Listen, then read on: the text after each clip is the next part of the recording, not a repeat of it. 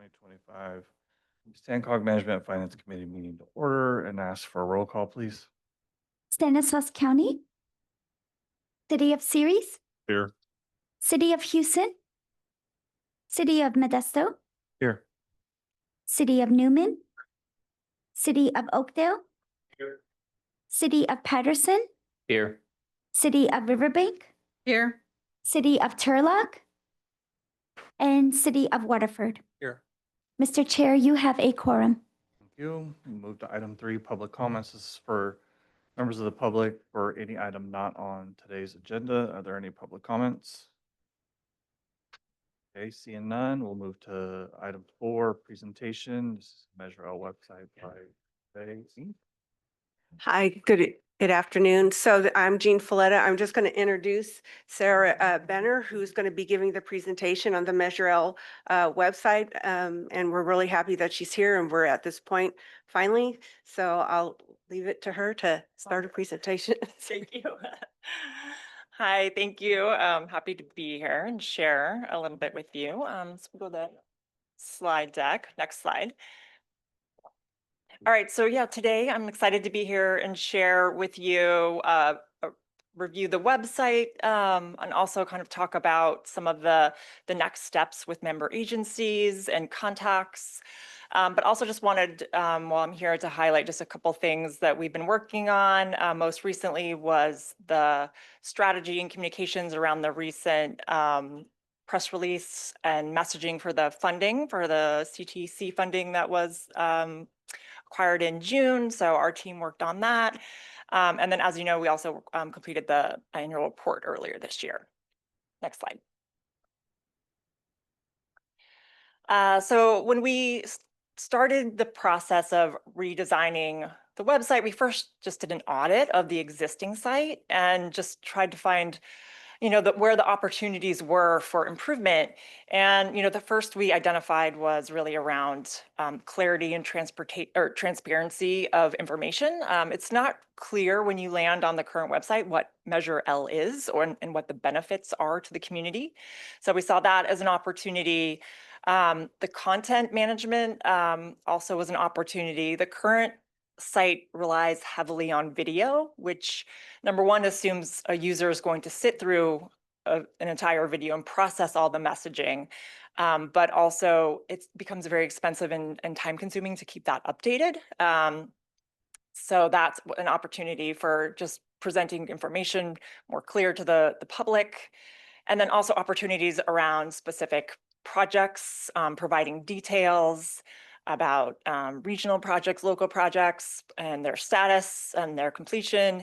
And then lastly, just from a user experience and design perspective, the current site does rely a little heavily on some outdated ways of communicating information through spreadsheet style graphics, raw data, dense lists. So we saw an opportunity to really communicate information a little more clearly and easier to process for users. Next slide. So with the redesign, our goals were really, number one, have prominent, clear messaging about what Measure L is, and be really transparent about how the funding is used. Also, from content, we wanted a modern, lightweight design that we could keep updated very easily. And as far as project communications, we want to explore things like before and after photos and visual progress of projects, where they are and what stages, and just really using simple language so that everyone could understand everything about Measure L and projects. And then just from the design, we just wanted a clear, clean, contemporary interface that would be easily accessible, whatever device you're on. All right, so we're going to jump into the website now, and we'll just kind of go through it page by page. And I'll pause after each page and just see if you guys have any comments, questions.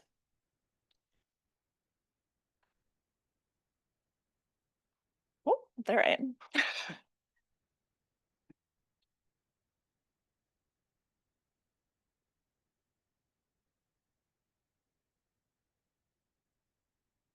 All right, so, okay, that's the biggest we can make it, okay. So this is the homepage, and just a few things I will call out here are, this is what we call the area above the fold. So this is where people first land on the site before they're going to start scrolling. So it's really important to have the most prominent, important content here. So you'll see immediately there is clear messaging with a benefit about Measure L, and there's a singular hero image which is of a priority project, State Route 132, and so, which really brings in clear focus. So that was really important. If you can scroll down just a little bit, there we go. So right below the hero image is a clear definition of what Measure L is, and reinforcing it are benefits for the community. Oh, thank you. Yeah, it's kind of hard to read.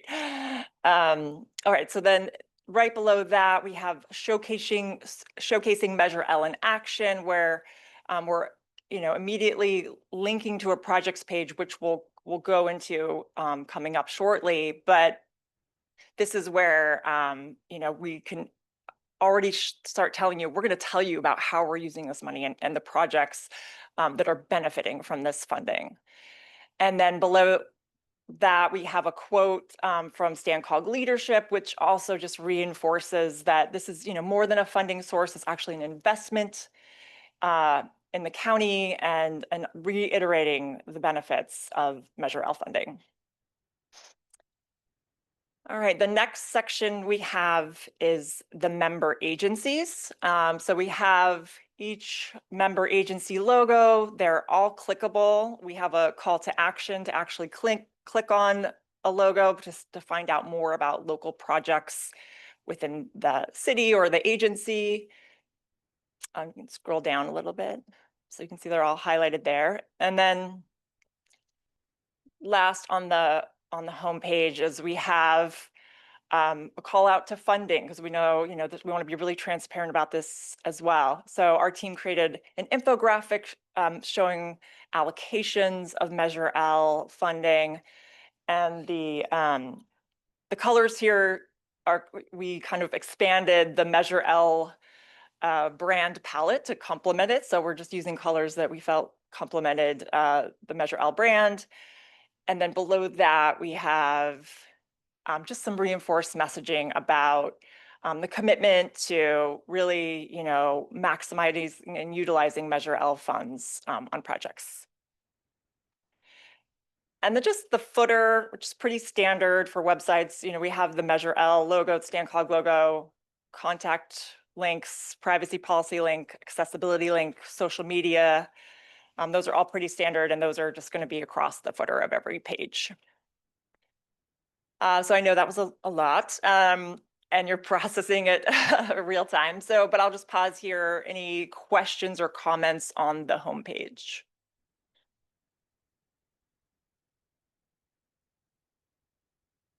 Any comments or questions? No? Okay, keep going. All right, so let's go next to the About page.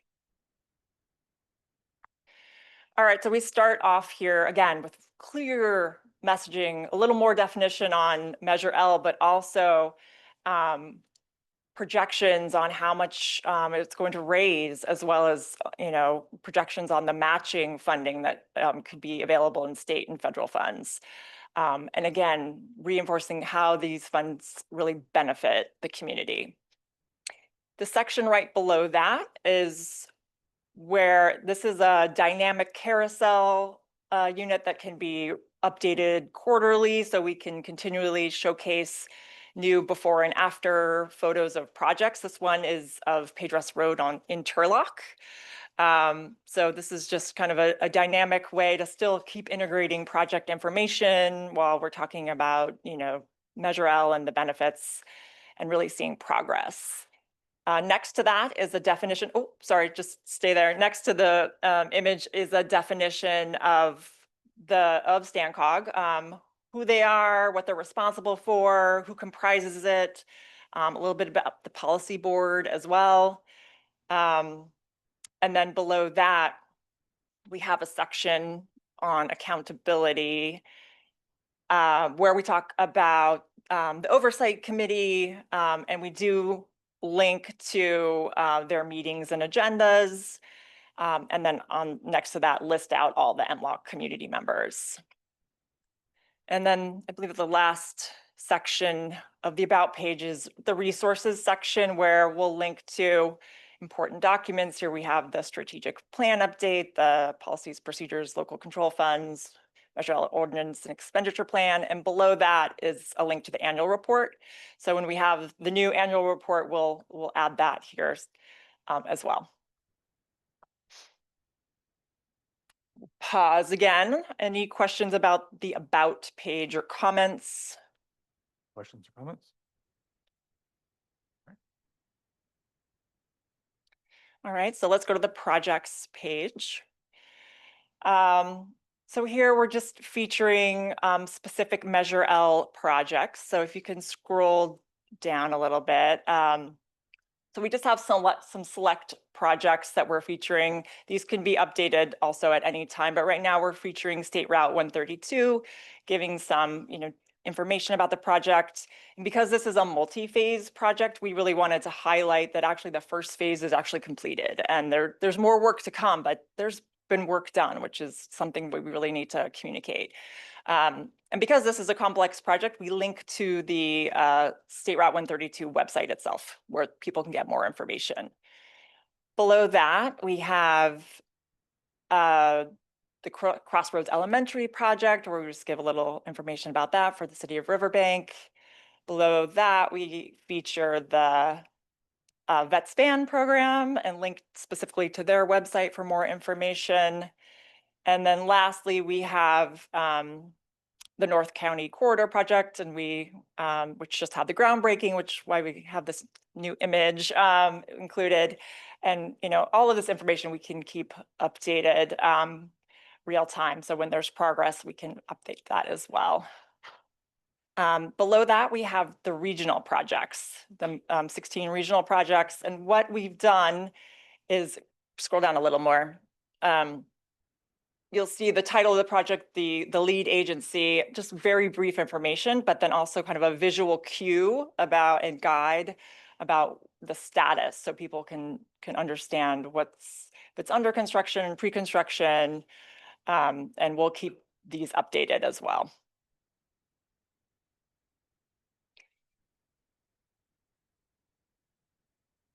Oh, pause. Any questions or comments on the projects page? Comments or questions on this page?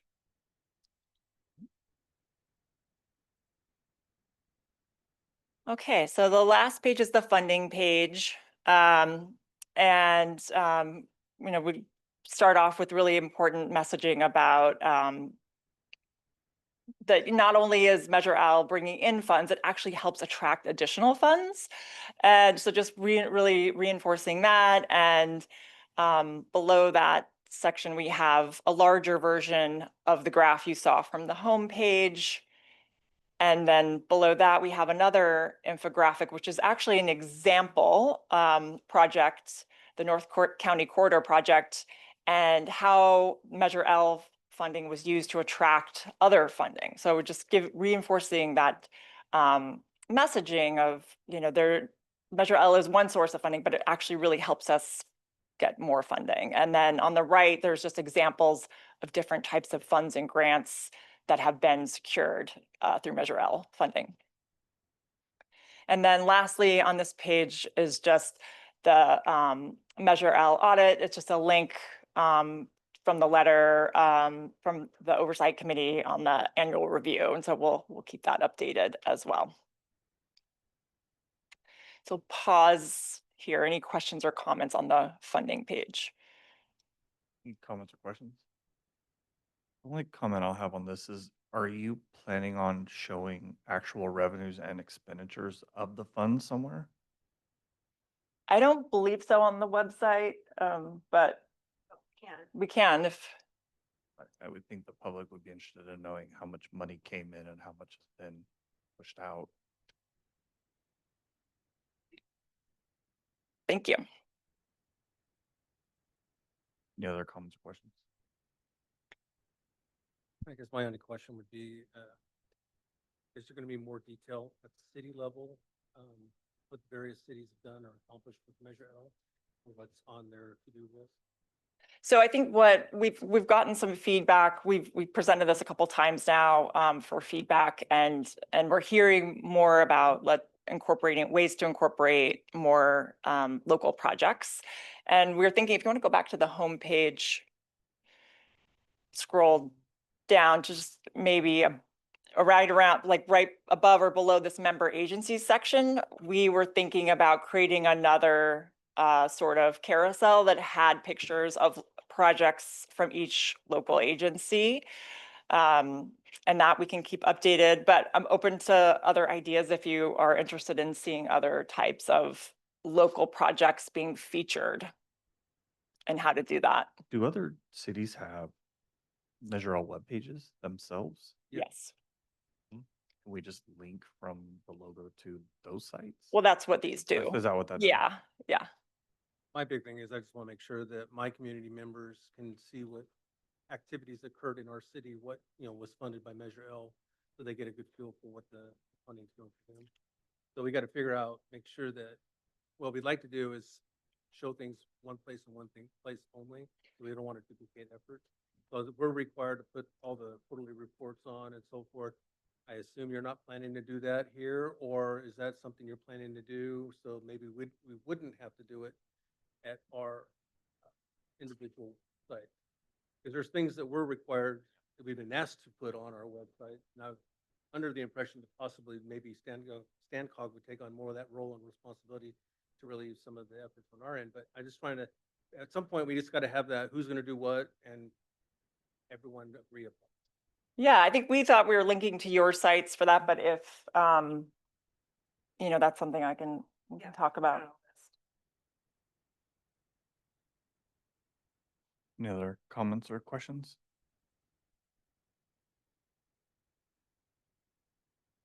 All right.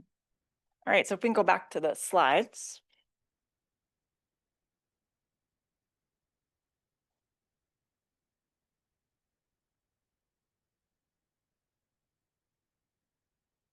Go next slide, please. All right, so the other topics just kind of wanted to cover with you or cover with this group are just how we coordinate with you going forward.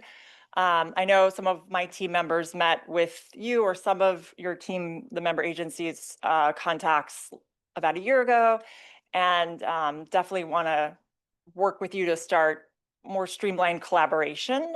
So we're looking to hopefully schedule some meetings, hopefully before the end of the year.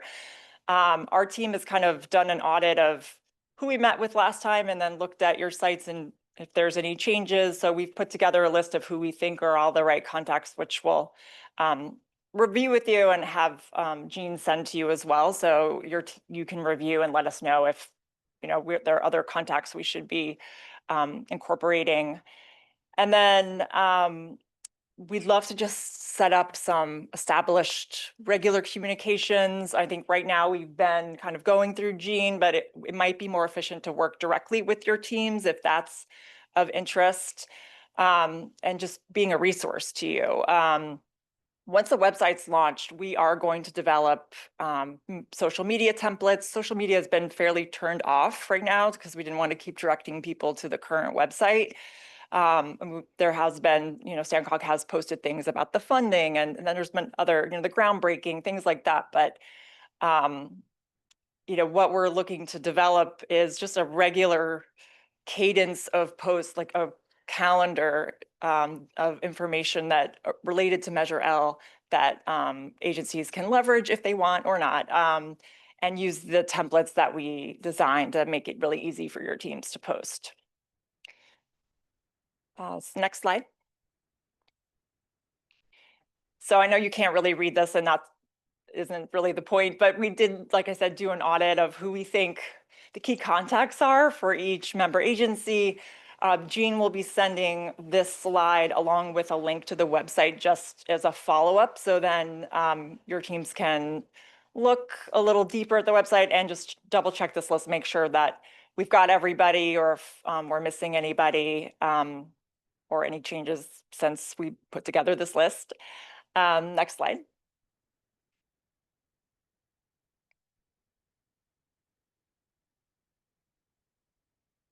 So next steps. So thank you for your feedback today on the website. We are presenting it to the policy board in a couple more weeks. I think it's September 17th, for some additional feedback. But we want to get this site live as soon as possible. It's really important to have this transparent information out there. And while the website may not be exactly perfect, we think it's a great landing point for people right now to learn more about Measure L, and we can always iterate and improve it along the way. Like I said, we want to kind of start figuring out how to work better with the member agencies. So we would love to just start coordinating with you. So if you can take a look at that list when Jean sends it over and let us know make sure we have the right key contacts. And if you're good with us, just starting to kind of reach out to collaborate and just be a resource to your teams, we would love to do that. And then, as I mentioned, we'll be developing social media content and templates, and we'll be providing those to you as well. And then, if there are specific project sites that you think we could help with either a launch or just to come visit and get more information, we would love to visit. So keep us apprised of those things as well. And then next slide is really just comments or questions. So I'll just open it up if there are any other comments. So how long have you been working on this?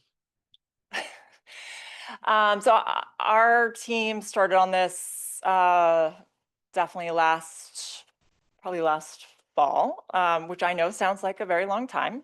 But there have been some starts and stops that were not on Convey's part. We're working with the StanCog process, and there's a number of reviews that we have to go through. And believe me, I want to get the website live. So we're just working through the process with the StanCog team. Okay, and so you talk about transparency, but you're not putting any numbers on that show transparency, how much cities are spending or how much major funds are coming in. Is that correct? You had, but you're thinking about that? Yeah, no, the revenue and expenditures, no, we hadn't. And you're relying on us to post all the information on our site so you can link to our site, or is we going to post everything on your site and we don't have to? I think we were going to talk about that. I think our understanding was. Well, you're going to take this to the policy board here in a couple of weeks, you said, so I think we should talk about it now, shouldn't we? If you're going to make that decision, it's like, shouldn't that be ironed out now? Sure, yeah, but I'm going to work with Jean on that. So yeah, I don't know, Jean, you want to chime in if that's something we want to. Monica was just reminding me that the minimum, the Measure L requires you all to post the information on your website. So we would be linking to your website. That's initially what we thought we would do.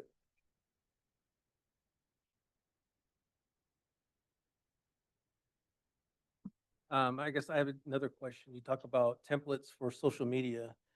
Was there any thought given to doing templates for our web pages so that we're all providing the same information, meeting our obligations, so that we are, right now I say you probably have 9 different websites showing things 9 different ways. Yeah, so the idea is to have a template that is Measure L, but with a member agency. So, but it would be consistent across all agencies. So it would have a similar look and feel. So you haven't developed. No.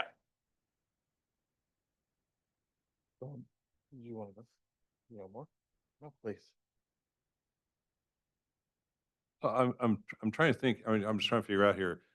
You want to give this to the policy board, but you haven't worked out all the issues that needs to be worked out before you present it to them, because why? Like templates and who's doing what and all that. So I'm just kind of curious, why are you taking a policy board if you haven't worked out all the particulars on the website? And it's taken you a year to get to here. Well, the template she's referring to, or for like social media. It's not Yeah, anything to and do with the website. But Mike just brought up templates, so we're all putting out the same information and stuff, and so that's gonna be part of the website, right? After the website launches.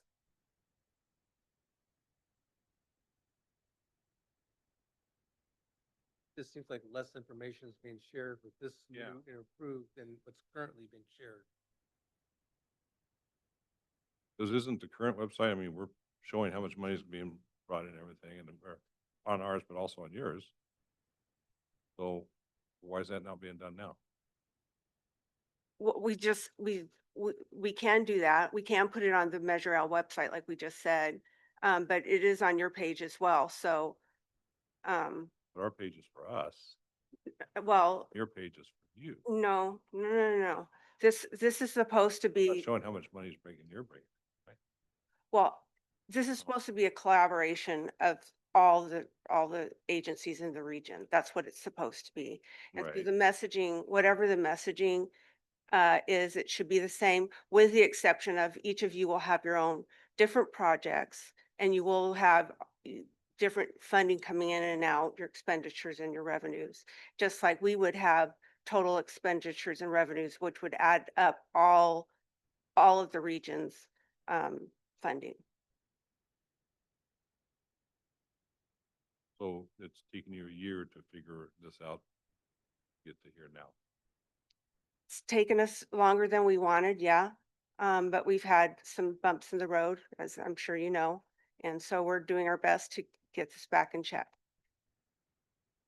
And so the meetings you talk about with the cities, are they gonna be more than Zoom meetings, or are you actually gonna come out and visit the cities? Cause that was what was promised when you were first hired. Yeah, I mean, I've been out multiple times now. Series? No, I'm saying I've been, I know, I don't know who you, I I'm don't know. talking about when do you actually come out and visit the city Yeah. individually? Yeah. Not on Zoom, Yeah, we can, because that was what was sold to us when the contract came out, that you'd be meeting with the cities individually. I was talking about project site visits or, I mean, but if you just want us to come to your office, we're happy to do that too. I guess if you're relying on our websites to get the information, then what is the point of the meetings that you're going to have with the individual cities? Because you're only highlighting 2 or 3 projects for the county as a whole. It's really to be like Jean was saying, it's a collaboration. We have lots of resources that we could help. I mean, if there, like I mentioned, a launch event, if there was a project you wanted us to help with around a celebration or a launch of a project, or maybe you wanted us to help with some messaging to sell, to social media around that project. We have resources that we could use to support the member agencies. And I just don't think we've been collaborating directly with you and would like to do that going forward.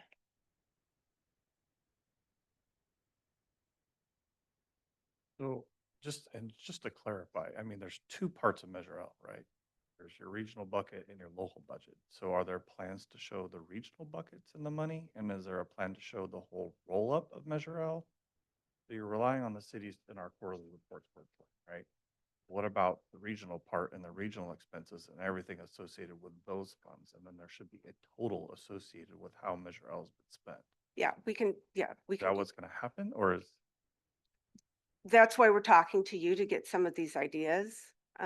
It's not necessarily something that we had anticipated, but yes, that's something that we can do. Yeah, So at a minimum, we'll have our pages, correct. but I would still encourage Stancog to have the regional bucket and their monies and their revenues and expenditures that are associated with those dollars. Right. You can't rely on the cities, correct? Understood. Yes. Any other comments or questions? All right. That it Thank from you side? for your time. Thank you. Right. We shall move on to item 5, the consent calendar. Item A is motion to approve Management and Finance Committee minutes for June 4th, 2025. Comments or questions? Any members of the public on the minutes? And then I'll entertain a motion. I'll make the motion, series. Motion by Series, second by Stanislaus County. Have a roll call, please. Or wait, all in favor, say aye. Aye. Opposed? Right. Moving on to 6A, motion to recommend the policy board approve an implementation plan, option 1 or 2. The use of Measure L funds for the Measure L public outreach education. Okay, next slide, please. So the Measure L ordinance provides for the implementation of the expenditure plan. In 2017, Stancock's Policy Board adopted the Measure L policies and procedures to implement rules and administrative procedures to carry out its responsibilities in administrating the Measure L funds. In 2024, amendments to the policies and procedures were adopted by the Policy Board, which authorized Measure L revenues of up to 1% to be used for outreach and education. The Measure L outreach and education campaign policy includes the ability to pursue Measure L leverage funding opportunities, including grant writing. In FY 24-25, the grant writing assistance was used to apply for several grants, which ultimately brought in $67 million in funding. Next slide, please. So Convey, as you just saw, was selected as the consultant for the Measure L outreach and education campaign. The total contract for Convey is $245,856. The scope of the contract is outlined in the slide here. Next slide. So where are we now? We have thus far taken deducted $610,796 from the Measure L campaign. After expenditures for 24-25, there's a carryover amount of $392,001. In 25-26, we anticipate our funding needs to be 150 for the grant writing and then 111,934 contract for Convey, which is a total of 261,934. Next slide. So we're proposing two options here for funding the Measure outreach and education campaign. Option 1 is to use the 24-25 carryover of funds, which is that 392,400.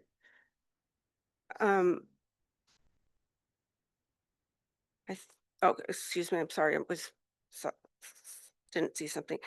392,400 to pay for the FY 25-26 expenses, estimated at 261,934.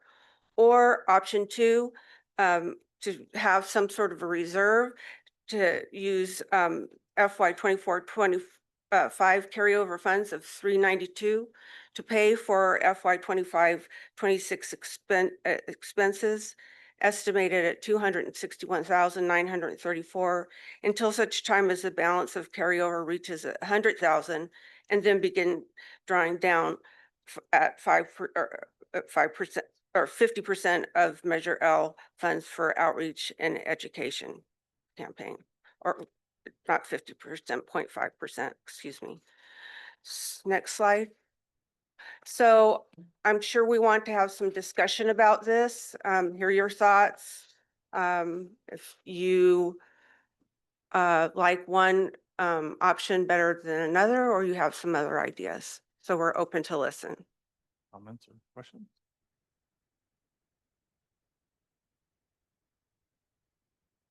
So I have a question. First of all, you want to use this for grant writing, but, and I was under the impression under Measure L, it says that the following items are not eligible for Measure L reimbursement, and that's activities related to obtaining matching funds for a project, which is grant writing So policy. So how do we circumvent policy? it's not circumventing policy. It is, that is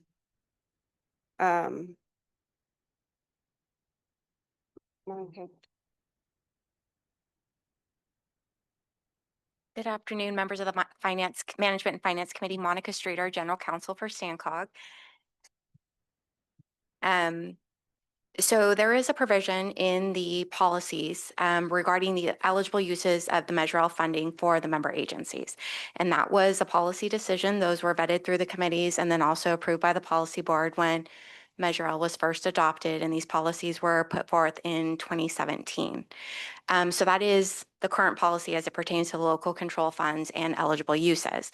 There was a subsequent amendment to those policies, which was vetted through the committees and also approved by the policy board, which for this particular subset of Measure L funding, which is the 1% for the public outreach and education campaign, which does authorize and allow the leveraged opportunities and the pursuing of grant writing. So it's a limitation of the funding pursuant to this policy.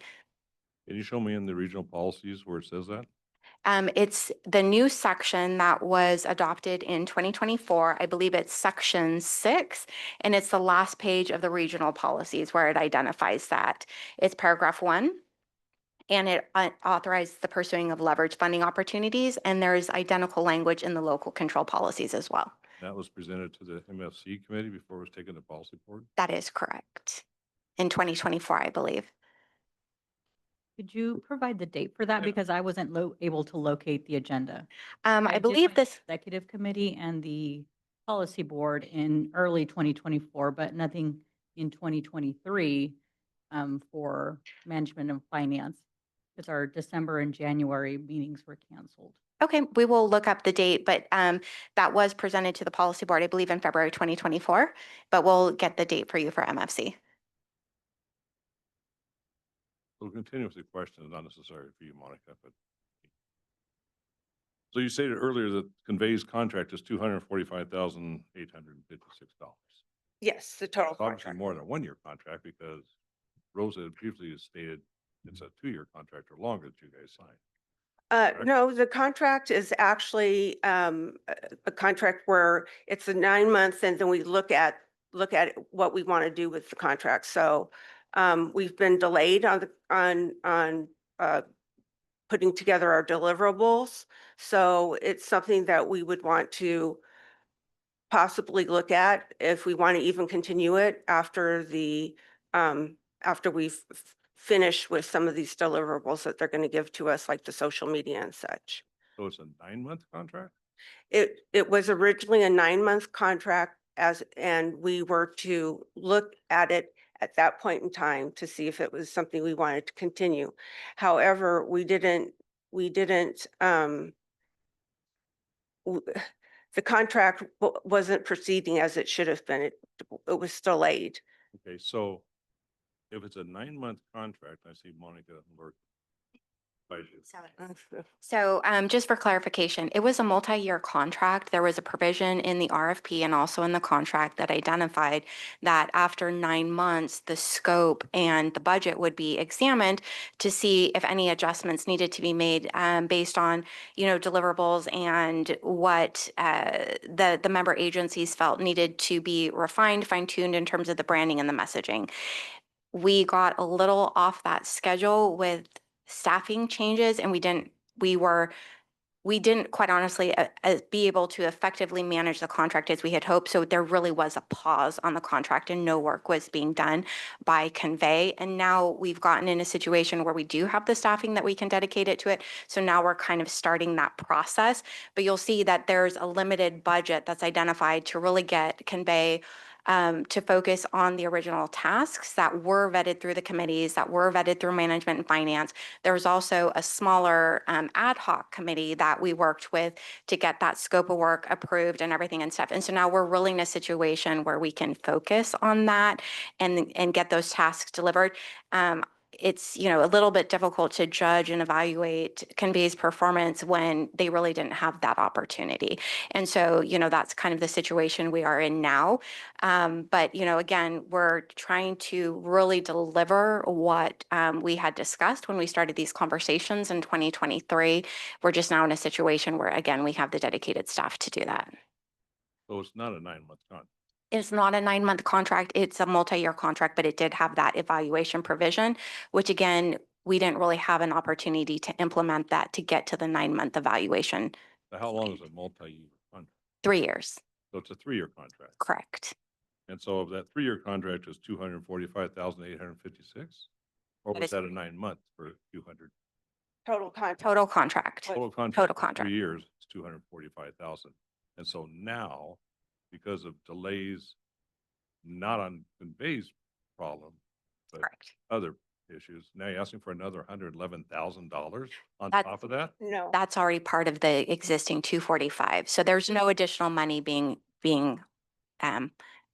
authorized for the contract. 138, I believe, approximately in change has been spent to It date. says there would be approximately an additional need for 150 for the grant writer and an additional 111,934 for Convey. Why wasn't that already budgeted? And why are you asking for that for Measure L? No, all we're saying is this is what we anticipate for 25, 26 funding. So that's not an additional. It's the rest of the contract to equal the 245. I think that's just how much more work you're anticipating to be done is the $111,000, correct? Correct, yes. The issue I have with that is you budgeted in 23, 24, 24, 25, and 25, 26, $245,000 for this contract.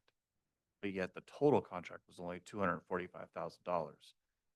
I'm having a hard time rectifying the budgeting of the full amount of 245 and what's carried over. So you have 3 years of these expenditures that have been budgeted. I don't know where the money's at this point in time, and you're trying to use carryover to pay for the remainder of the contract. Like, you see what I'm saying? Like, these monies have been budgeted. 245 has been budgeted in the last 3 years. I didn't bring them with me. Right, I can go pull understand. it. But you're now asking to use unspent funds for something that's already been budgeted. So Honestly, I don't like any of the options. I think there are other options that are available to us, but until we rectify what's happening with these contracts, I'm having a hard time recommending anything to the policy board on the expenditures of these monies. okay, Not to mention taking issue with the grant writing.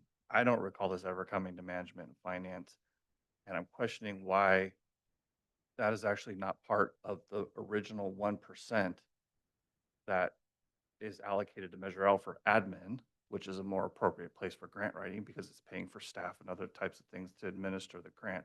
And why is it coming out of something that was originally allocated based on the grand jury report of us not providing public outreach and education? okay. So now we've conflated the two things and we're trying to use this money for grant writing as opposed to what was originally allocated for. So let me answer one of your questions first. So yes, there was budgeted 245 each year, but how much we took was the 610,000. That is the amount of money that Stancog took from the Measure L 1%. Where's that money? Where is it? Yeah. It's sitting in the Measure L pot of where we keep our Measure L funds. It's separate. 3 years of $610,000 is $1.8+ million. And you've spent 218 total. Mhm. So where is the remaining We never, 900 and something $1,000? I understand what you're saying. It was budgeted, but it was never taken. That money is, What does that mean? so I can ask the question. So what was the first month and what year was that 1% withheld from the payments that were being made to the jurisdiction? August of last year. So I think they've only withheld that 1% for 1 year, which would equal the 618 or Ho- 610. Is that right? Is that what you're saying? Okay. Yes. Okay, I understand that, but Okay. let's just take 23, 24, when no money was expended, allegedly, right? That means that $610,000 has been reduced from the city's Measure L local roads, because that 610 hasn't been allocated, right? Because you've taken it off the top. Correct. So that's $610,000 that didn't get funded to the cities in 23, 24. It happens again in 24, 25, and it happens again in 25, 26. I'm having a hard time following the paper trail here. Okay. because There's it seems to me, and maybe I'm not understanding you, that you're saying there's 3 pots of 610. No, 3 budgeted years of $610,000. Okay. the budget showed that we thought we were gonna expend that money. Okay, Right, which which we did not. reduced the overall allocation of Measure L local roads by $610,000. Is that correct? It had to, Yes, because you couldn't then distribute out that correct. money. Yes. So where's that money? Where's that pot? I'm, You didn't give the cities all they were supposed to be allocated in 23, 24 because you reduced the amount by 610,000. correct. Yes, yes. It was actually 24-25. No, because in 24, 25, right before you guys bought the building, you amended 23, 24 and amended 24, 25 on the same policy committee meeting. I have the You're document. talking about an OWP amendment, but the funds weren't actually, They weren't actually taken off the top until August of last year. So that was August of 2024. That was the first time the funds were actually taken off the top. Stan Cog amended the 23, 24 budget to add $610,000 to this fund, correct? But the funds weren't actually weren't actually allocated off the top. So there may have been that budget amendment, but they weren't pulled until August of 2024. You know, I don't oversee the finance department. I'm just general counsel. I have some background associated with this particular project before Jean came in on the agency, and so that's why I'm trying to help out. But the 610 started in August of 2024. Okay, so Okay. then let's take 23, 24 out of it. So we can argue about that another day. In 24, 25, you still amended how much was coming out of the local roads by $610,000. And you've only expended 200 and whatever $1,000. Correct?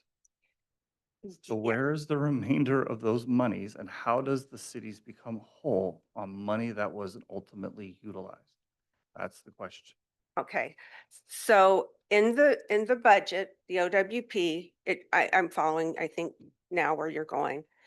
There was the addition of the 610 over the couple of years. Okay, we didn't expend that money. We never expended it. We never drew it down. So we weren't taking it away from you all. But your distribution to the cities was based on the reduction of the 610. So if the local streets and roads was $10 million, it now becomes $9.56 million. Or not a math major, but you see what I'm saying? Taking it off the top. Now you've only distributed the 9.59 million. That's 49 million, right? So that 610 is missing. Where's the 610? That's the question. Okay, And you've only expended 10, so shouldn't the cities be made whole the money that isn't expended? That's the question. okay. And so one of the alternatives is to try and make the cities whole. Or we could look at a different number of different ways. If you don't like option one or option two, that's fine. We can look at it a different way and actually refund cities. So the monies are being held as part of the carryover. And so that's why you're seeing in option one that there wouldn't be an allocation there wouldn't be an off the top for the 25-26 year that carryover would be used. We would draw down on the carryover so that there wouldn't be the additional 1% off the top for the member agencies. And that's how it's being proposed that this be addressed, that it just be used for the purposes for which it was originally taken off the top. We not take any more until we satisfy these contracts, until we draw that down completely, or we get down to about $100,000 and then we take a smaller percentage based on what we can show and demonstrate to you and the policy board are committed expenses, whether that be convey, another consultant, grant writing, whatever the authorized uses would be. Was the 610 budgeted in 25, 26? Yes. We have to set that aside, right? And we'll deal with that later. If you're asking my opinion on the way to do this, is I would probably move this to arrears and pay back what you expended in the fiscal year as opposed to taking off 610 off the top. Because what you're ultimately doing is we'll only be paying for the expenses that were accrued in past fiscal years, paying Stancog back that money so that the cities are made whole with the original amount of money that we promised to our constituents. So we pay them back in the arrears because you keep taking money and we don't know what happens with it. This is why this committee keeps asking for Yeah, but we're not- expenditures. Yeah, we're Because- not, so what we have in the budget is an estimate of what we think is going to happen. But Gene, with all due respect, you're taking 610 and budgeting 245 in expenses. So you're not even budgeting the full expenditure of 610. And I've been questioning all along where the difference of 610 and 245. 610 in revenue, 245 in expenditures. Where's the delta of that money?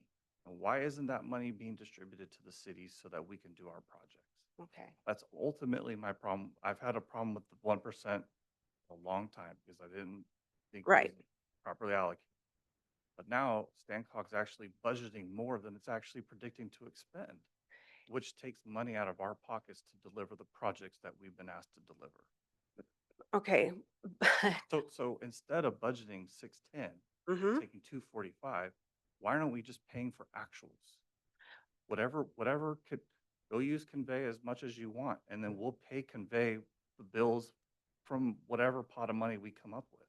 Like, let's just say we keep the 392 and that's our fund, Mhm. pay for the upcoming year's Yes, expenditures of Convey. But refund the 610 so that we can then deliver our projects. but we never took the 610, Budgeted the 610. but we never took it. We never took that money.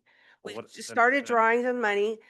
Do you understand the budget process, Dean? When you Yes, sit there and budget, you're taking it from us. we never, It doesn't, no, listen to Joe, okay? okay, well, You've taken that 610, look at your slide that you've got up there, okay? Or here. It says 610. You're wanting, I'm just using that, it's like 261. What, the difference, which is roughly what, $350,000, 392. Mhm. where's that?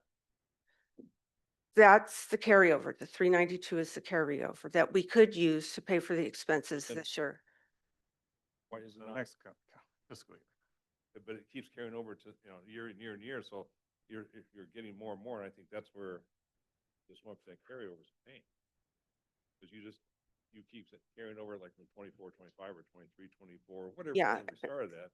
But you're carrying over now, and now I know Monica's going, well, we will change it later on. Well, nothing's in writing, so we know that's not gonna happen. So it's gonna carry over next year, and so you're gonna take another 1%, there's another $600,000. So just because you don't take it from us, you have taken it from us, because it's budgeted, which means that part is no longer part of Measure L. You Okay, can't sit there and you're saying, oh yeah, we can do that, because that's just bad financial dealing. Can't double dip. well, we're not double dipping. We may, Or if you're sitting there saying we budget 610, but we're not taking it. You're just taking it from us in a different way. You're reducing the amount of allocated funds for local roads, correct? So instead of 10 million, just as a round number, you're taking 610,000 less of that and not distributing it to cities.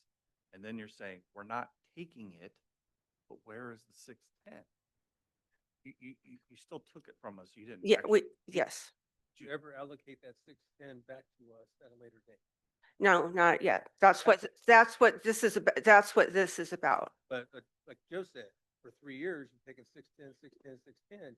You didn't We didn't take the take the six, fund, but you didn't give the funds To us. to us. So you essentially took the fund. no, we never, that didn't happen. We didn't take the funds and not give it to you. Let me say it differently. You shorted us money. Yeah. You didn't take it. You shorted what monies should have been allocated. No, Did, Gene, because if the $10 million, again, hypothetical number, is what should have been distributed, because of this new 1%, 610 comes off the top, you didn't give us the 610. okay, That's where we're shorted, is the 610. okay. First of all, Spent it, but you took So I think I understand what you're saying, because part of what we do when we present the information is we do the estimate for what we're projected to receive for the year.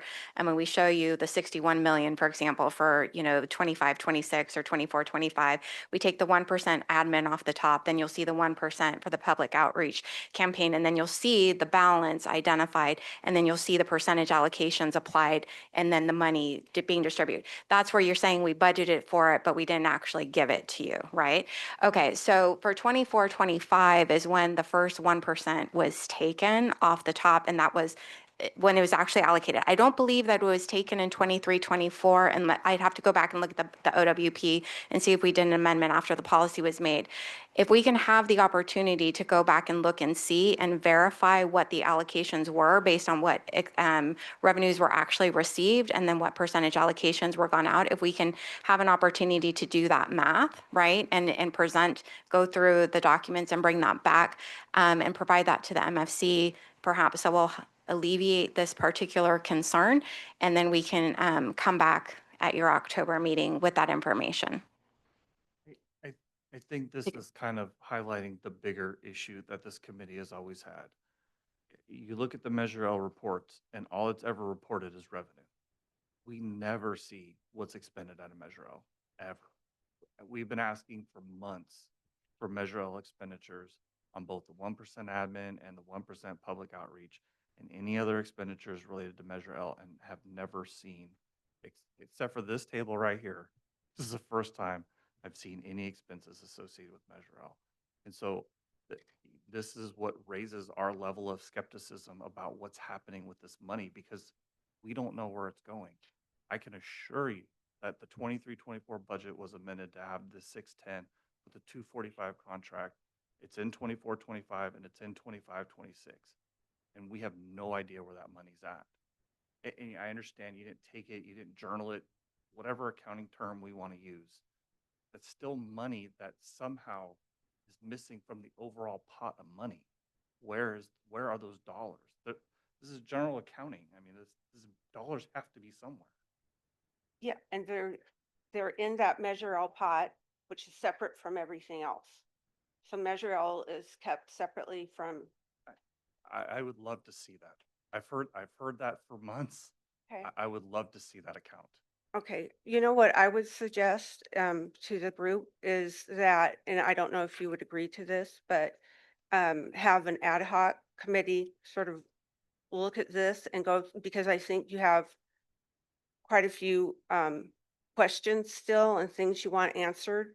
And I don't know if in this big forum, it's the right place to do that. It's just a suggestion on my part, but have that group come together and sort of work through these issues tick by tick until you feel comfortable, or this group feels comfortable with what we're presenting, so that we can take it up to the policy board.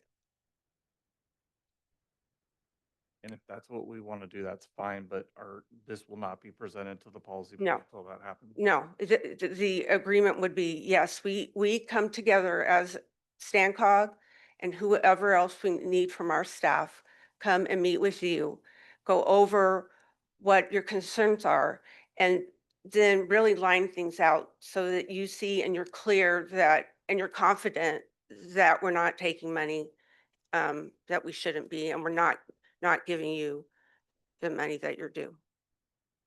Group. I think my suggestions for Gene or whoever from finance, just give us a presentation next month on Measure L, on the expenditures of what we've been asking for months on end, and show that where everything is, and show us what you're talking about. We can do that too. It's up That way to, you're giving all the language to the same people, and we have questions instead of ad hoc, and it gets watered down. yeah, the only reason I suggested an ad hoc is I think there might be more than just that as an issue, but it's up to you, whatever the druthers is of the group.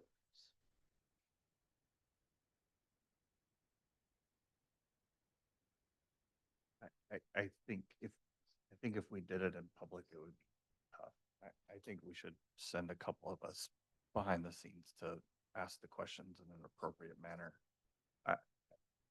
Because my guess is it's gonna raise more questions than answers, and we could be having the same conversation again next meeting. That's what my gut tells me. Anyone else? Please speak. Others?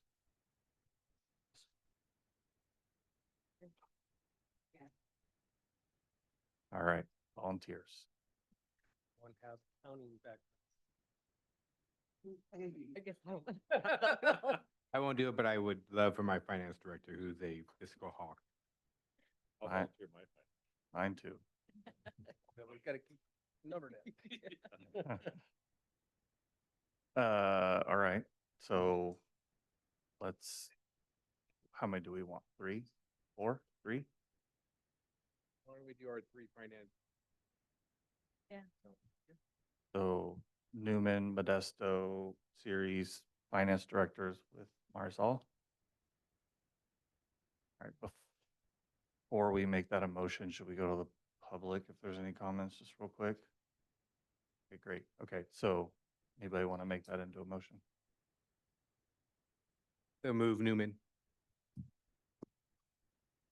All right, so we have a motion by Newman, a second by Waterford to create an ad hoc committee to look at Measure L expenditures and come back with a recommendation on how to handle the 1%. Is that the motion?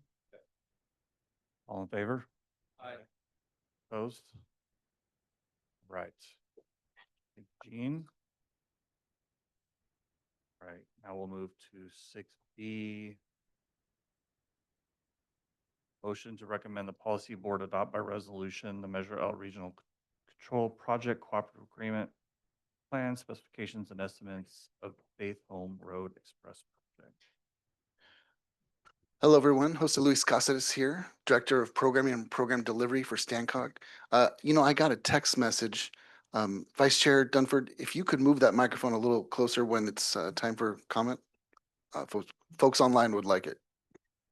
So this item is, I think, the first of 3 I have coming up.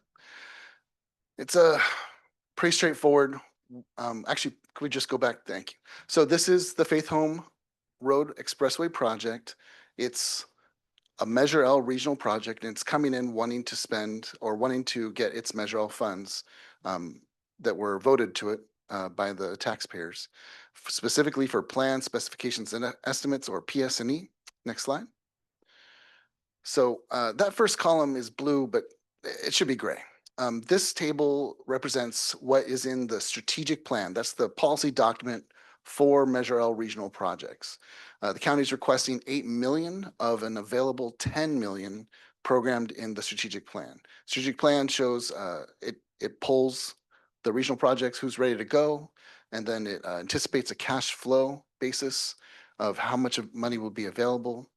This project has 1.5 available in the first 2 years, and then 3 and 4 in the last 2 years, for a total of 10 million. The recommendation that we're asking for the policy board is that the Management Finance Committee support Stancog entering into an MOU, or it's a cooperative agreement for these funds. Next slide. Any questions? Any questions opposed to say Luis? So you said it was 8 million, but there was a 10 million number, so. Yes, we can go back. So the money set aside for PS&E and right-of-way work, they're just asking for the PS&E work at this time. So- It's So how are those numbers gonna change over time if you're only asking for the 8? They asking for 8 up front instead of 1.5, or are they asking for, no, help me understand what you're showing? absolutely. So I think the punchline to take away from this is, in addition to the money set aside by the voters in Measure L provides actually more than 10 million for this project. The strategic plan that asks, okay, who's coming in what years, anticipated that this project would need this much money every year, 1.5, 1.5, 3, and 4, for the work of PS&E and right-of-way. This document, being programmed in this document, allows an agency to enter into a cooperative agreement with Stancog so that they can start using these dollars. Now, your question is, okay, so how much are they going to use and how are we going to change this document? This document remains static. We don't amend this on a monthly or quarterly or annual basis. About every 2 years, we revisit the Measure L strategic plan. And we end up finding that some projects move a little faster and some move a little slower. At some point, and you maybe have heard Steve Vandenberg say this maybe a year ago, at some point we will hit a critical point where we will need to bond in order to maintain the cash flow. But so far, we've been able to do this on a pay-as-you-go basis. So I don't know how much they're going to spend every year on PSNE. It might look like 1.5 in the first 2 years. They might spend more, or they might spend less. Stancog does not enforce that very closely. This agreement will not have any. It'll have a set amount of money, 8 million, that they can spend for PSNE. And it will have a specified time. If they go above what they're allocated in each one given fiscal year, then they have to go back to the policy board. No, and you know what, I can check with our legal counsel. I don't believe that the cooperative agreement is a year by year commitment. Theoretically, not that it would happen. Theoretically, they could say, hey, I want 8 million right now. I was gonna ask about the cash flow, if they asked for 8 million the first year. If they dropped 8 million on PSNE in a single year, that could affect the cash flow. I don't actually know the cash flow.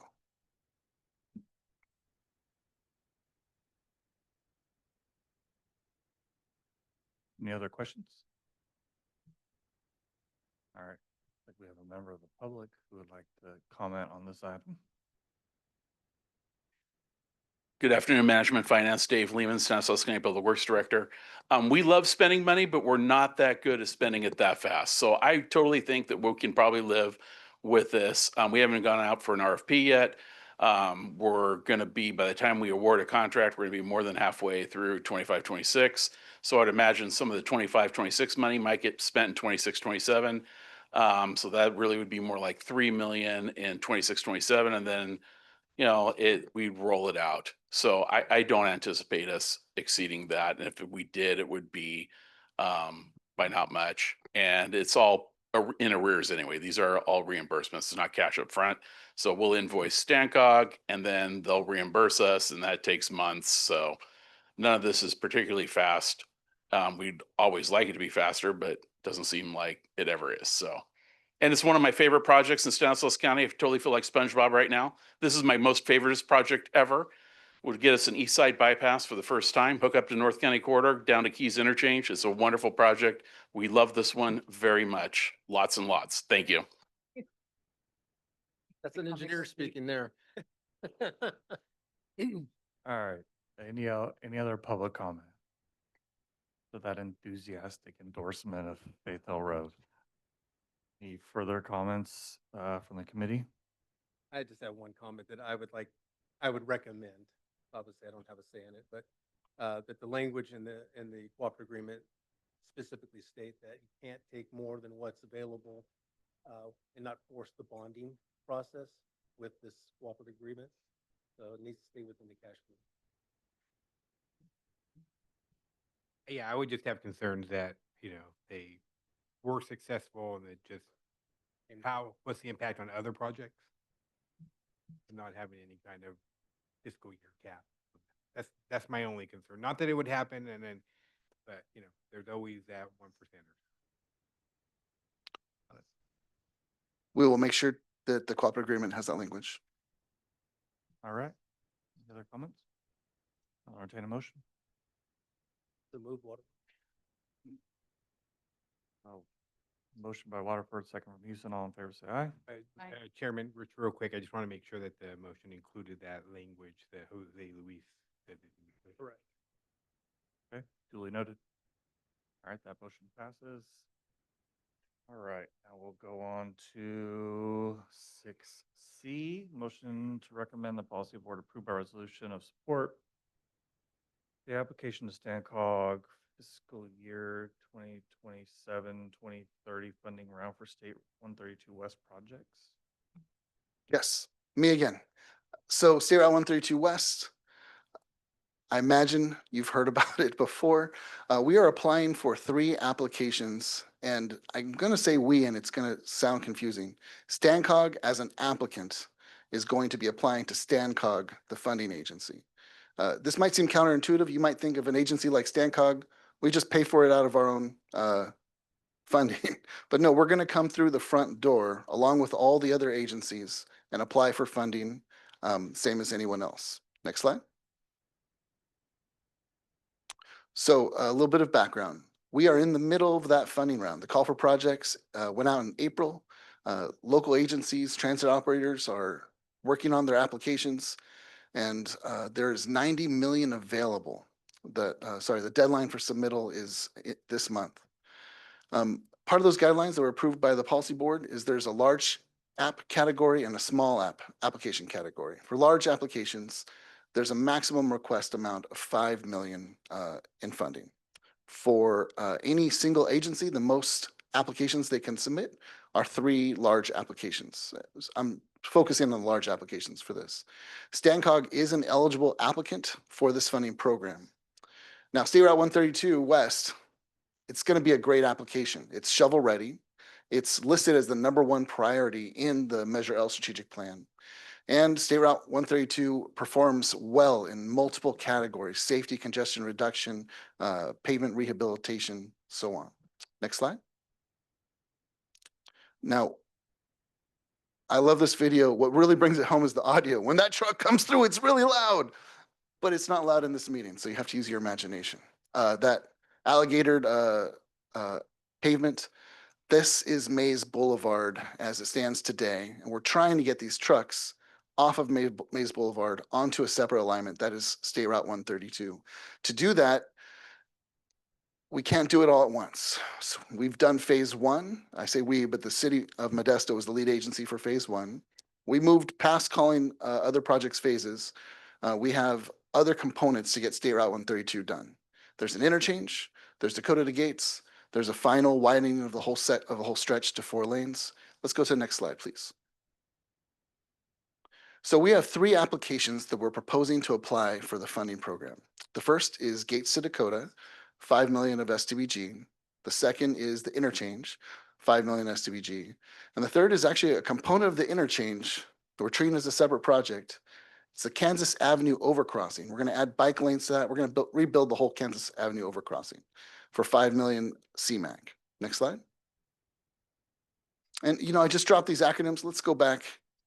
I'm not sure I explained the acronyms before. It's the Surface Transportation Block Grant Program, most flexible federal fund that StanCog controls. You can do just about anything in terms of surface transportation with that fund.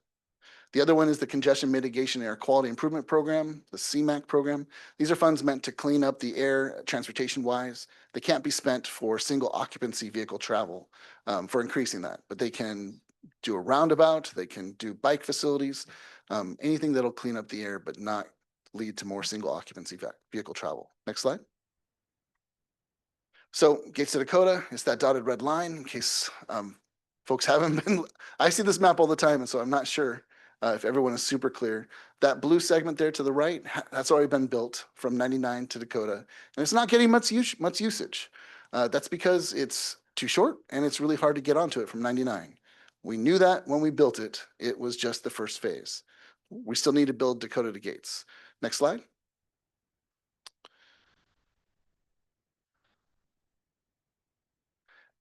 There's the interchange. Without the interchange, trucks will not have a convenient access to the facility, State Route 132, when they're traveling on the 99. We need the interchange. We need each of these components for this project to work. Next slide. The Kansas Avenue overcrossing, a component of the interchange, will fix bicycle travel between western and eastern Modesto. Next slide, because Kansas Avenue overcrossing doesn't get that much lip service. We tend to talk about the interchange and the Dakota to Gates. That red dot on the map, that's from the Modesto Active Transportation Plan. It signifies that Kansas at 99 is an intersection barrier for walking and biking across the highway, east-west. Those black lines on the map, those aren't preferred bikeways. Those are really difficult routes for folks to manage because they're listed as level 3, level 4 traffic stress.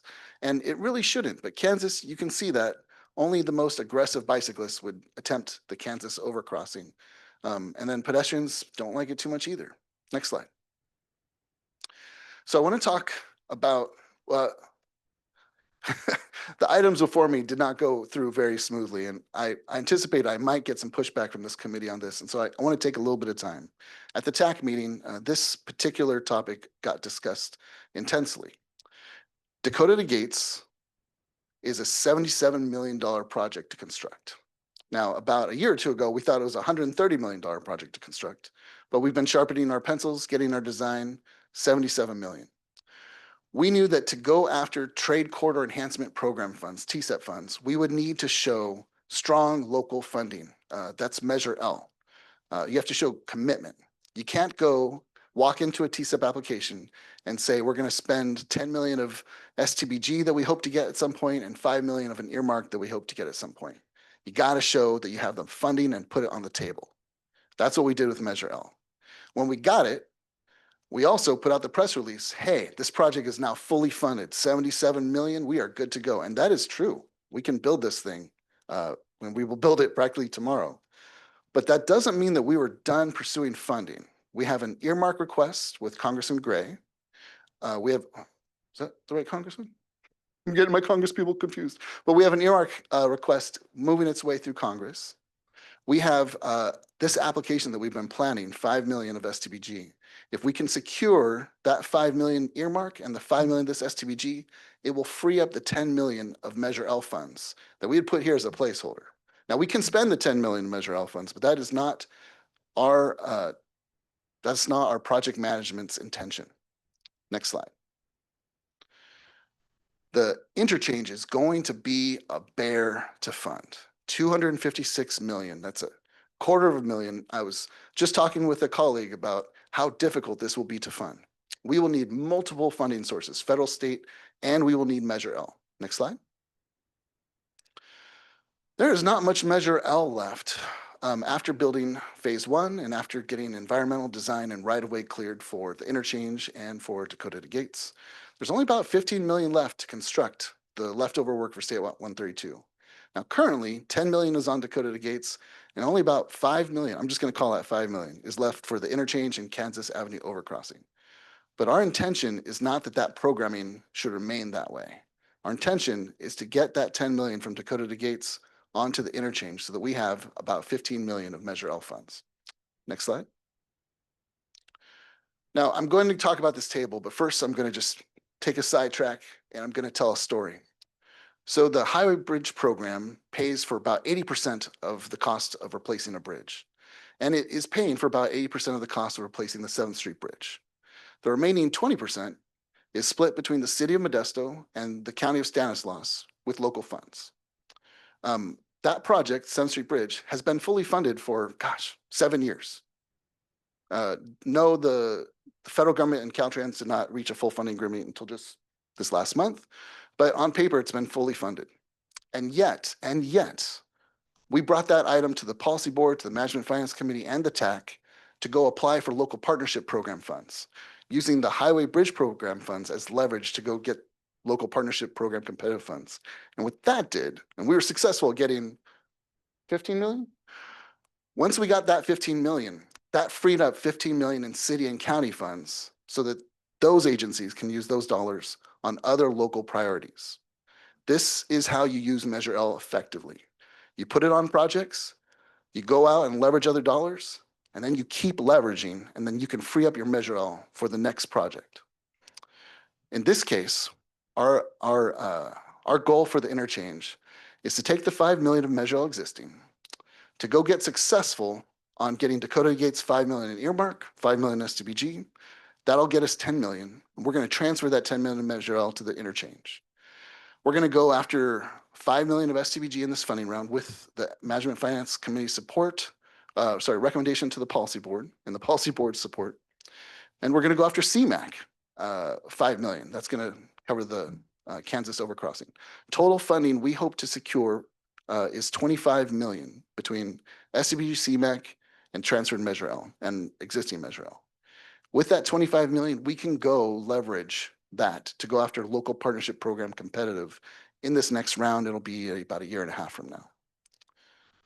Without those local dollars and federal dollars, we're stuck at maybe just going after 5 million LPP competitive. And I'm trying to be transparent. This is a valid strategy for getting a difficult project funded. Next slide. The State Route 132, we've got a website. Ours is up. And I always like pointing people at it. It's what you'd find if you went there is that we're having an open house in October. Next slide, I believe, is questions. And I think here's when the truck shows up again. Hello. All right, any questions?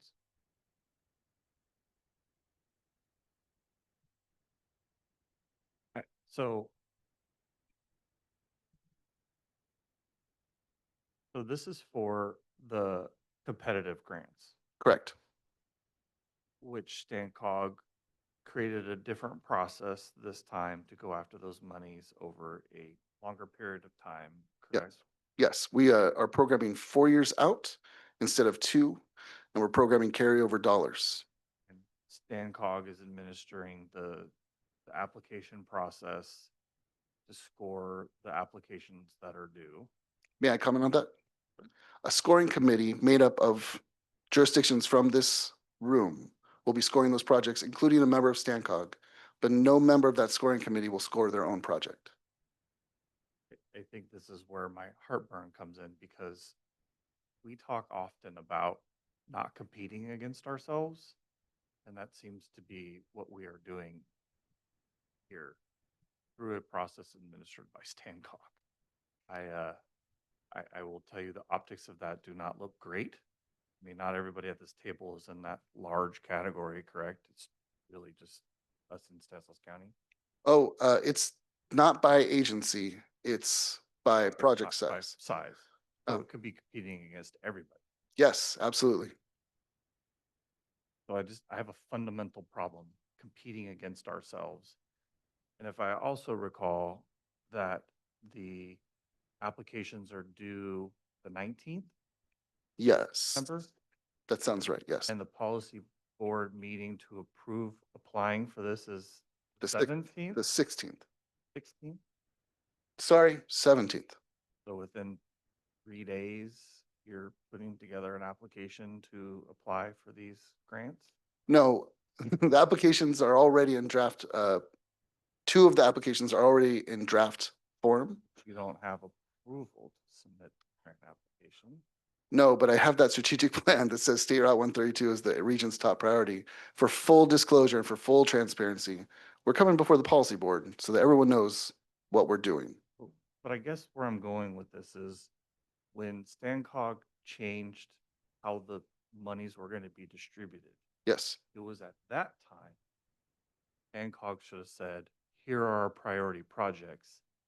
And why even put it out for a competitive process? The conversation should have been, is this a more important project than doing the competitiveness of the other applications that all of our cities have been working diligently on to submit for this process that now look like, why did we waste all this time? Because see where this is headed. I mean, it does not sit well with me at all. competitive processes can be inefficient because agencies will submit an application they put a lot of work into and may or may not get funding. And these projects coming in could result in some agencies not getting funding for applications. I understand that, but like one of the things that we talk about here all the time is not competing against ourselves. And here we are, not only competing amongst the cities and the counties, but now competing with our regional partner. Like that's not sitting well. So, this topic again came up with the TAC, and I think an important point to note, and maybe this doesn't affect your thinking. I don't think of this project as a StanCog project. Sure, StanCog agency is the lead, but this is a major project in the region that could have been done by the city of Modesto, could have been done by the county of Stanislaus, is benefiting the city of Modesto, the county of Stanislaus. StanCog happens to be the lead, but if either of those agencies were the lead, I imagine they would also have applied for this funding Well, we were told very clearly by Stancog that the city of Modesto wouldn't be the lead on any other 132 projects, so that precluded that from happening. So, and my issue is when we changed how this was being done, Mhm. why wasn't this just identified at that time? Because again, we spent all this time and effort Sure. submitting projects we feel are very important to our community. And, it's not lost on me the fact that 132 benefits Modesto probably the most, particularly that stretch of Maze. I fully acknowledge that. I'm having a problem with the process more Sure. than the project itself.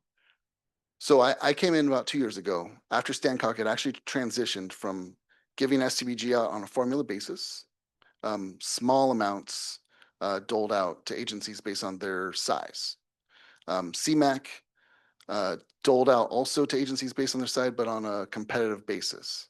The Federal Highway Administration said, you can't do that. You gotta spend this money on projects based on performance metrics. Now, performance metrics doesn't require competition. Caltrans doesn't do competition for how it funds its highway projects. The bridge program, it's not a competitive program for funding bridges. They look at metrics and they decide which projects to fund. You can just wait a few years and your bridge will become worth funding. Stancog decided to go on a competitive funding basis, and that was a model that I was told to stick with. That means not taking money off the top for State Route 132. That would be non-competitive. To simply decide that it's the most important project in our region is the opposite of the direction that the board went in when doing a competitive process. So my my staff, we are doing the work of filling out a grant application, same as anyone else. And we're going to see how this performs compared to other projects in the region. I happen to think it's going to perform well, but that we are following this competitive process that was approved by the board.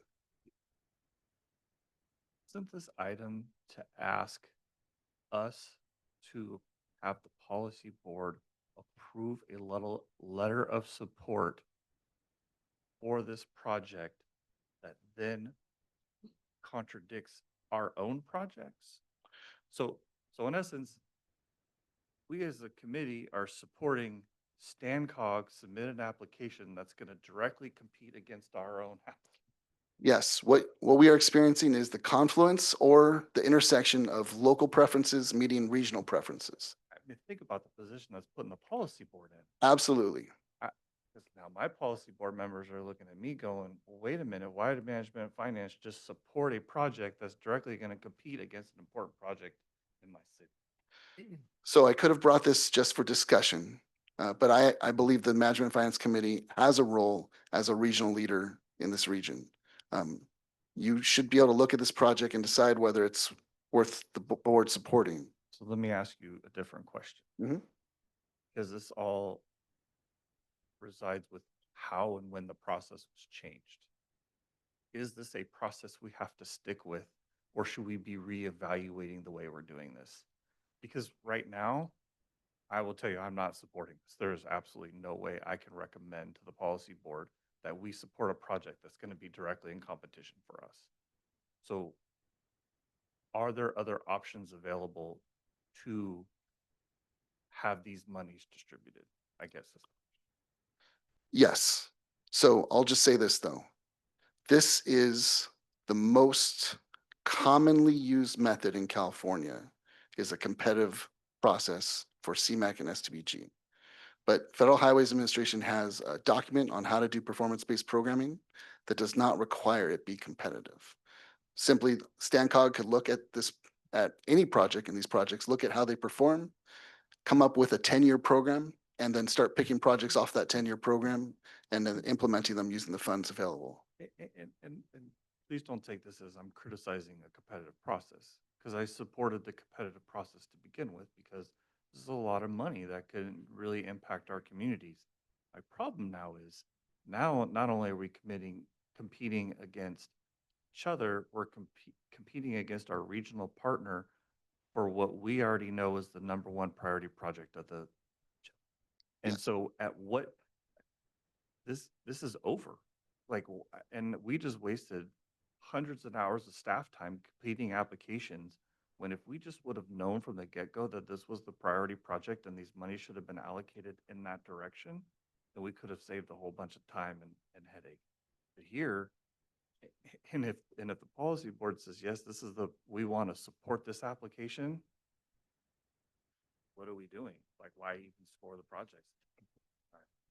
So I have a philosophy, which is we're doing a $90 million funding round, but it's a fairly arbitrary amount. We are a region that should be programmed out through 2030. We should be programmed out through 2030 today. Each of your jurisdictions has capital improvement programs. I imagine they're probably 5 years out. So you know which roads you're rehabilitating and fixing today, tomorrow, and the next day. Stancog's capital improvement program, which goes by the Federal Transportation Improvement Program, it's only programmed through next year. We only know what we're doing this year and next year. I'm just going to say it, that's terrible. That's not how to run a capital improvement program. So this is a catch-up provision. This is to get us out to 2030 where we should be. And when we were doing the fund estimate, we found money that our agency had not been programming to projects. We add that on. You add it all up, it adds up to 96 million. We could program out to 2032. We don't have to stop at 2030. We can make this pot bigger. There doesn't have to be a lot of projects below the line.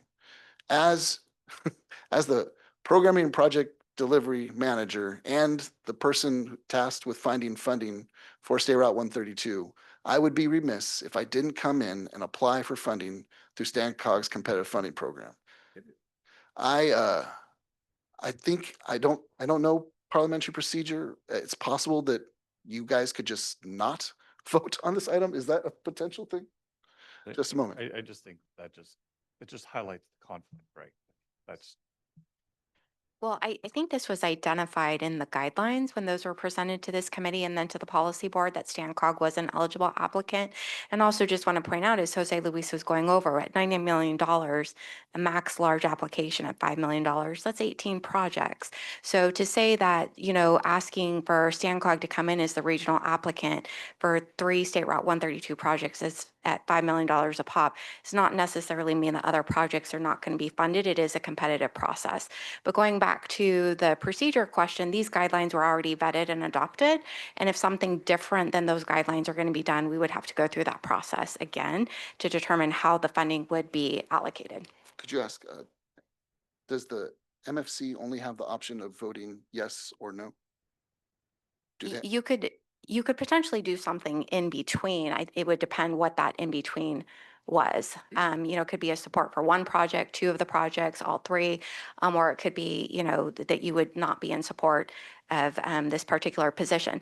I should highlight, however, that doesn't mean that the staff report or the recommendation to the policy board will change. It just means that the comments and the action by the MFC would be presented to the policy board. Thank you, Mom. So you said at the very beginning, first of all, can you hear me okay? It was the folks online, and I don't know if they have a way of commenting. Okay.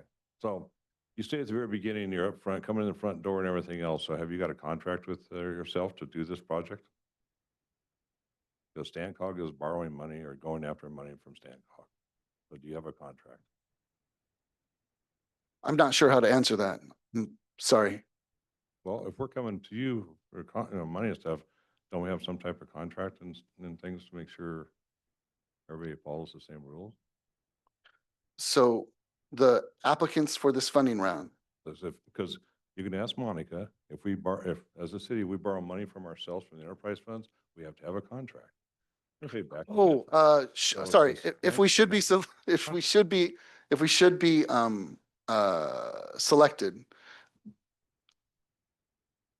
Sorry, the agencies that are selected for funding aren't required to enter into a contract to get CMAQ or STBG funds from StanCog. But when they do, their funds get programmed in the FTIP as approved by the board. Then each of those agencies, in order to receive federal funds on a reimbursement basis, fills out paperwork that goes to the Federal Highway Administration, and that is the contract. Recipients of these funds enter the contracts with the Federal Highway Administration. StanCog is not contractually obligated to any of the recipients of these funds, including itself should StanCog be successful. So not more than 2 years ago, you and I sat and talked about major projects. Yes. You said, well, I don't want to interfere with cash flow. And we we're talking about raise grants and who's going to program a raise grant first and all that. Yes. So what happens to raise grant? Because I don't see it listed anywhere in here going after the money. You've already got 67 million. Let's go back 4 slides to the interchange project, please.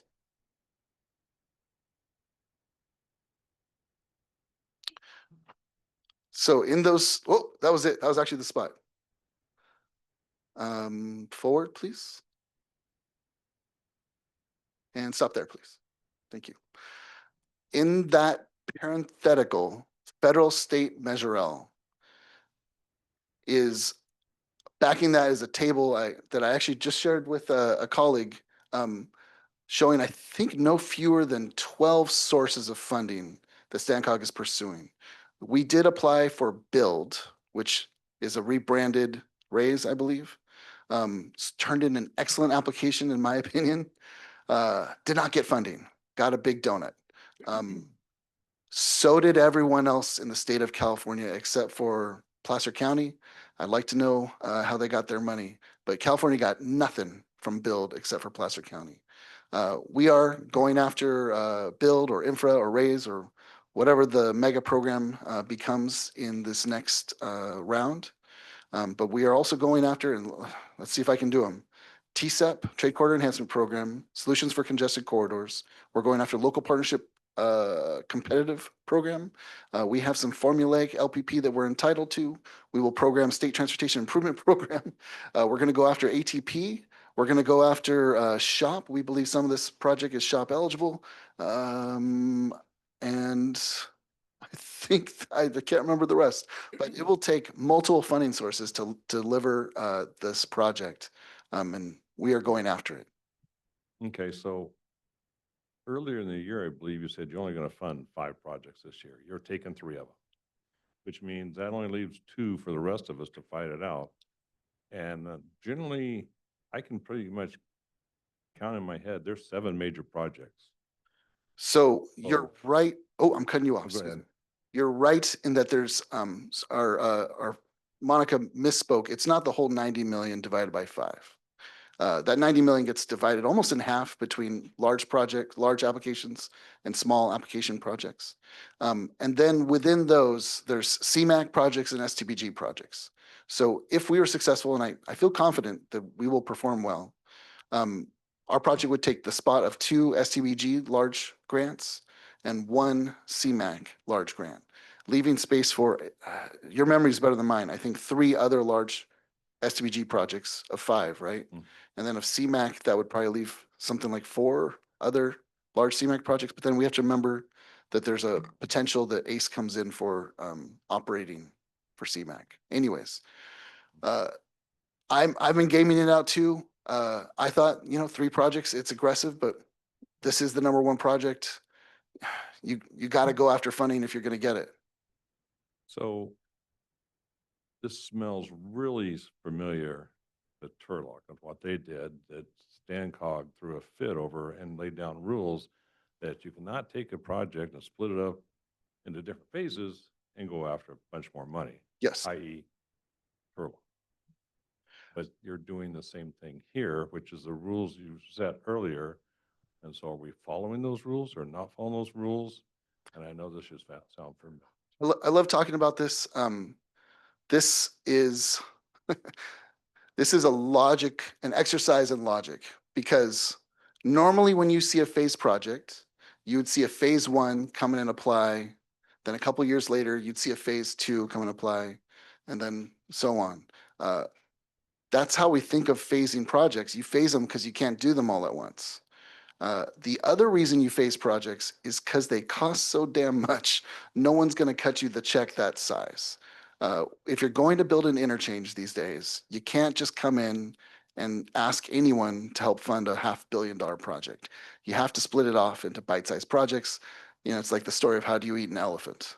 What's, I think, daunting to an audience is that we're applying for this phase and this other phase and this other phase.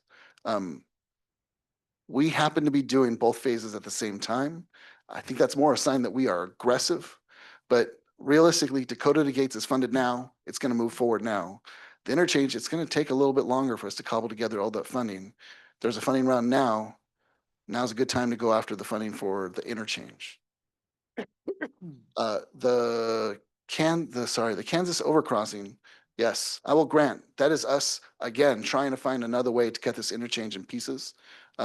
It is a segment that we're gonna pursue active transportation program funds for. It is probably the only segment of this whole project that's eligible for CMAQ. CMAQ is something we should be considering for this project. So, you know, if you found this to be logically troubling, then I would say don't attack it because we're breaking a project into pieces in order to fund it.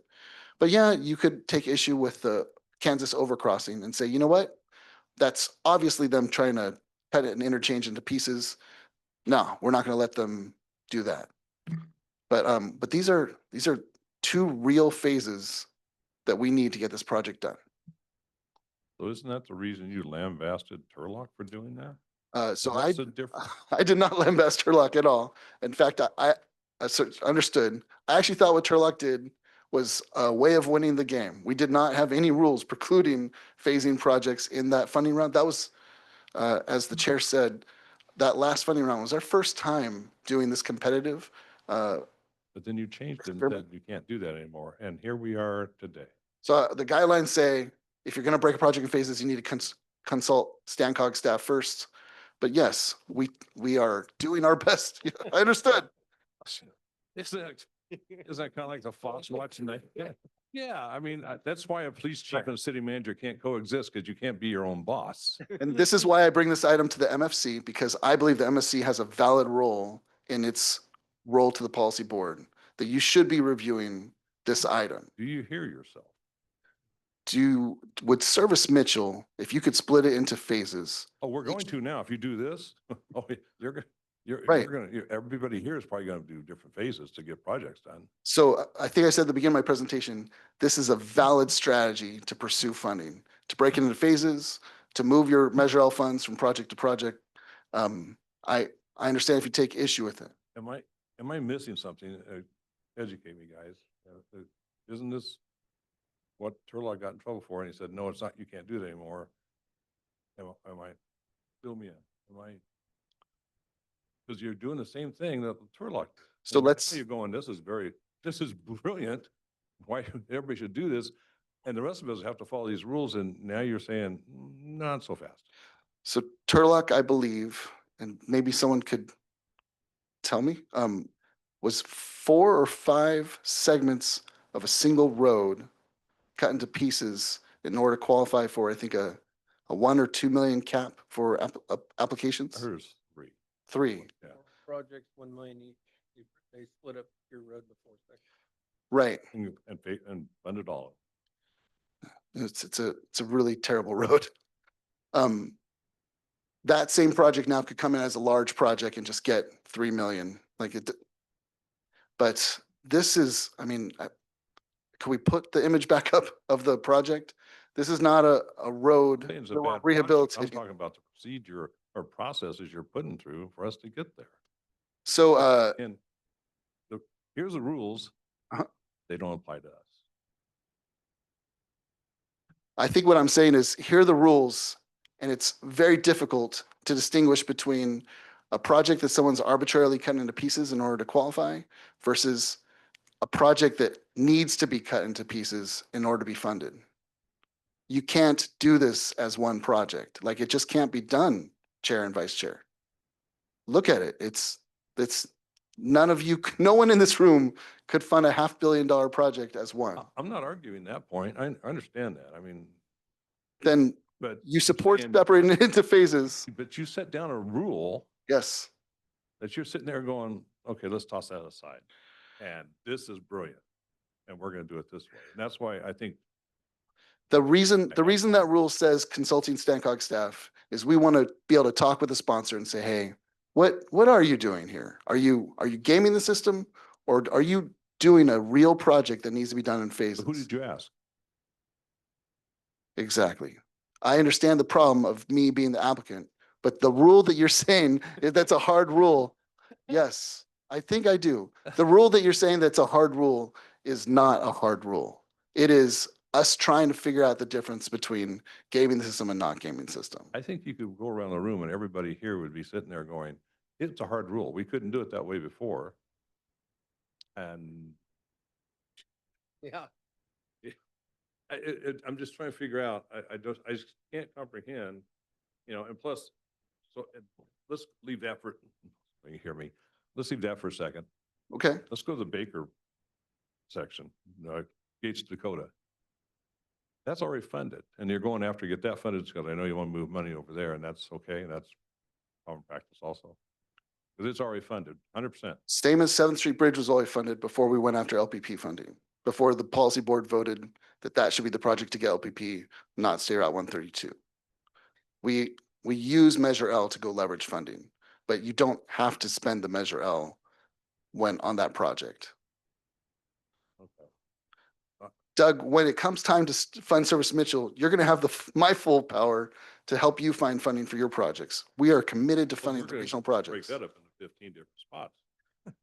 Good luck. If we're doing it this way now, because this is, I'm trying to get this past the part where, you have to get Stan Cog's approval. So it's like, who did you talk to?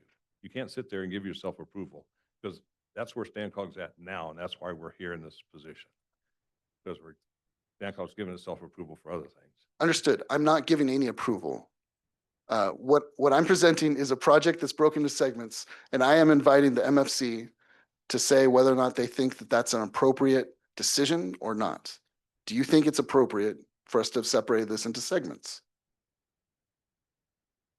I have one comment. So what I'm seeing here is by going after this $15 million, the ultimate goal at the end, if we're successful or you're successful, is you're compiling $25 million to try to position yourself to go after more funding for Kansas.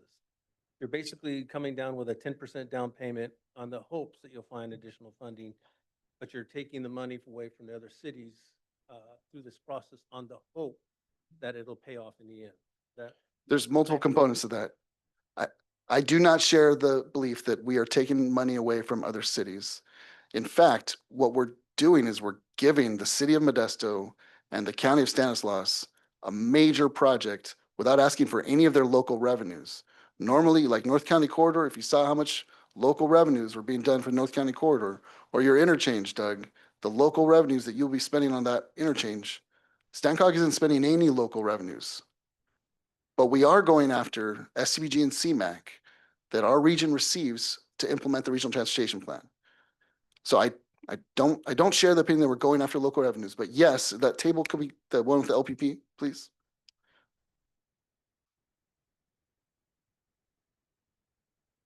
We have a strategy. Ooh, what is that?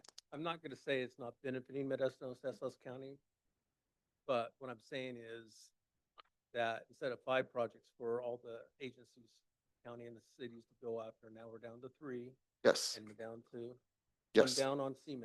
It just seems like, and we're taking away these other opportunities for the fact that we might be able to find funding for Kansas.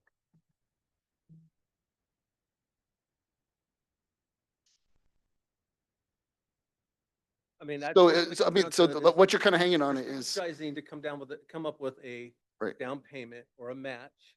I Yes. understand what you're trying to do and accomplish, but what you're asking us to do is recommend that this happen so that you position yourself for some future money that you may never come by. it's true. That's all I need. The interchange does not have, the only money committing to the interchange to this date is $5 million of local Measure L funding. If we can successfully get 10 million onto Dakota Gates, then that'll free up 10 million for this.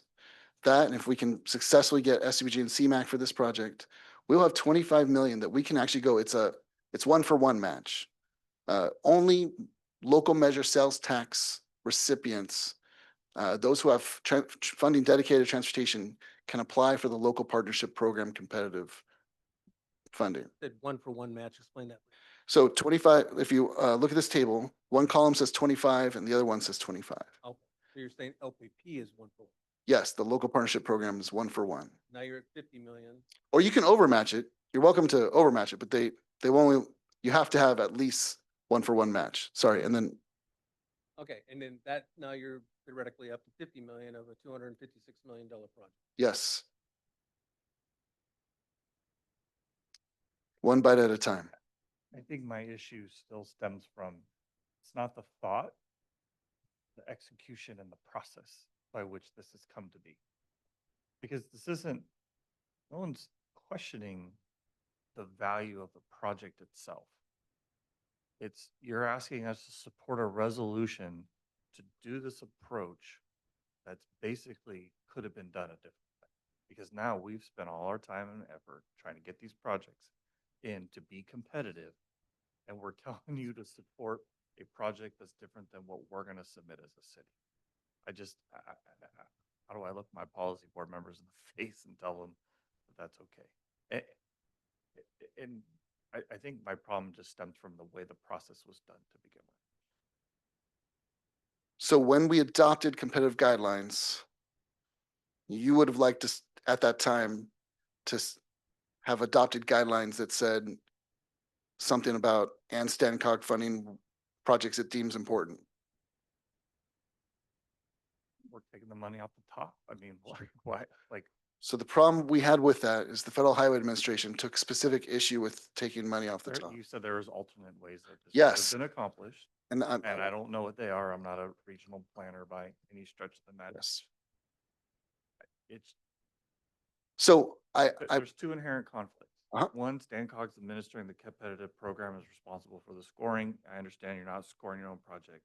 One, but number two, you're asking us to support a project that directly competes against one of our own projects. I can't could I do that. could I suggest what is it, a friendly motion, friendly suggestion? What I know, I see Dave Lehman and he is ready to jump out of his chair. Hey, it's Miller time. Sure, Dave, did you want to comment on this? I've got a quick thought, just real quick, please. You know, the county surrounds everybody and we're going to be, provide a letter of support for Patterson. I wish I would have known about this up front too. You know, Patterson's got a great project, Sperry Road, and we're going to give them a letter of support. We've offered to be a co-applicant with them if they apply on CMAQ, because I think there is some capacity on the CMAQ side. I don't know, it would have been nice to know beforehand, and I agree. So, I think there's a chance that we're gonna get locked out, and we got boring old maintenance projects, right? You know, we got Beard and it needs a lot of help, Beard Industrial Park. You know, those kind of projects will never compete with like a 132. Just throw your hands up and go, okay, fine. If that's what we decide to do with the region, I just wish I would have known beforehand. That's all. Thank you.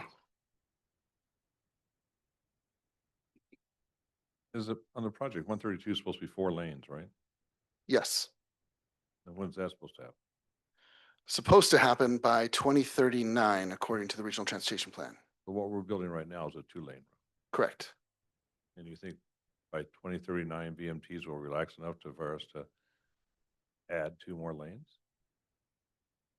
Do I think that by 2039 VMTs will relax enough for us to? Yeah, because right now you don't have the VMTs that will allow you to add another lane. You and I've and, discussed what it at length on. Yes. So the pointy head modelers say that we really only need 2 lanes right now, but you build it and they will come. We believe that by 2040, 2039, I'm just rounding up. Yeah, we're going to wish we had a 4-lane facility. The funding agencies that pay for projects like this in California are not interested in building a 4-lane facility in the Central Valley. If we go and apply for that in 2026, we will fail. And our job is to get this project done. Right now, Mays Boulevard is a 2-lane road and trucks use it a lot. They're going to really love this other 2-lane road, which is in a whole different class of 2-lane. And then they might love it so much they're going to wish they had 4 lanes. We have purchased and are purchasing the right of way such that and we're building big enough shoulders such that when it comes time to build 4-lane, it's like, I think, another 10 feet of concrete and converting roundabouts to interchanges It's not going to be that expensive of a project, but I will tell you, if Gavin Newsom is suddenly governor again, I don't think we would find funding from the state to widen it to 4 lanes. I don't have a funding plan for getting us to 4 lanes. We have options, but I'm focused on getting the 2 lanes in the interchange right now. Could I offer that suggestion? Sure. This represents a $15 million hit to a $90 million funding program. I'd be totally fine with us doing a $105 million funding program. We just make the pot bigger. It's not too hard to do this plus everything else that's important in this So you're region. basically extending the years. Yes. Well, I don't know, Monica's not here, and that probably is not an eligible amendment. I understand where you're going, so but we're at the end of the road. No, So pun the intended. way we get there is the guidelines call for all projects that aren't funded to be on a contingency list that the policy board can go back and fund at a later time. And that's how you get to that part of the road. When do these projects need to be identified in the funding? Do you mean what years they will show up in an FTIP? 27 to 30. So when does this have to be like finalized? and approved? There's no deadline for doing this. In fact, like I said, Stancog has gotten by with only having a 2-year program for a while.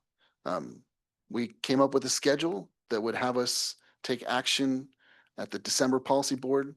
I'm proposing to amend that schedule to push things back. We have some staffing problems here at Stancog. So you said your probably part of your policy board recommendation is to extend the deadline? Is that what you?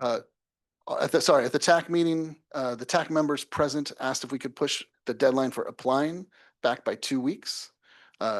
There will also be a period of time for staff reviewing the applications and the scoring committee reviewing the applications and then programming those projects into the FTIP. And I've looked at that schedule and I don't think we can make that schedule. If you're gonna push back the deadline a couple weeks, please let Yes. us know sooner than later. Absolutely.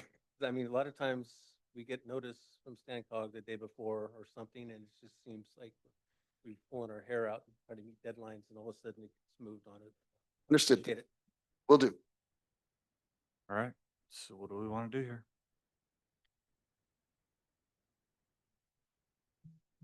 That was Dave.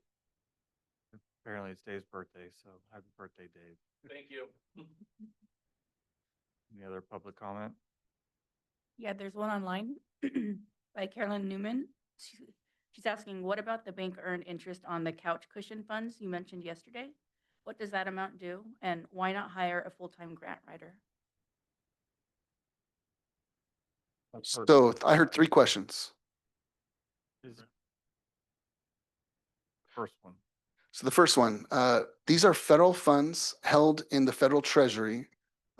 These are Federal Highway Administration funds held in the federal treasury. If they earn interest, we aren't getting it. The interest does not belong to Stancog.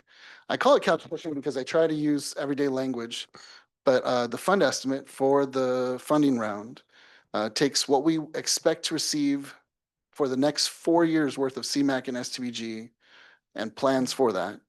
But also it looks backward. So Stancog has always been programming, based on estimates. What do we think we're going to receive in the next Transportation Act? What do we think we're going to receive in the future? But I did a survey of Stancog programming items going way back. Stancog does not look back at what the actuals were from the Federal Highway Administration and adjust accordingly. I've done that and discovered that there was 26 million, I believe, of CMAQ and STBG that we had not been actually programming. If you only program based on estimates and then you never adjust, you could make the mistake of over programming. If you programmed more than actuals, you can make the mistake of under programming. This couch cushion funding is the result of years of funding not getting programmed to projects, and we are programming it now so that our funds will now be assigned to projects. Second question, what does that amount to? 26 million is the amount that I calculated of carryover money. And then why not hire, so Stancog has a grant writer that we are using just for State Route 132. And we're very happy with their work. Back to the question. What do we want to do? I'm just gonna make a comment that, you know, from Newman's perspective, pretty tired of the process always changing with Stancog, and I think that the last process that we went through, based upon what I've been told, scoring changes were made after projects were submitted, and which of course, Innuit ended up getting no projects approved. So I won't support any changes to any processes once those things go out. Just, you know, the pain in the ass. We got 0 staff. It's hard. But we're trying to meet the deadline, so that's my 2 cents.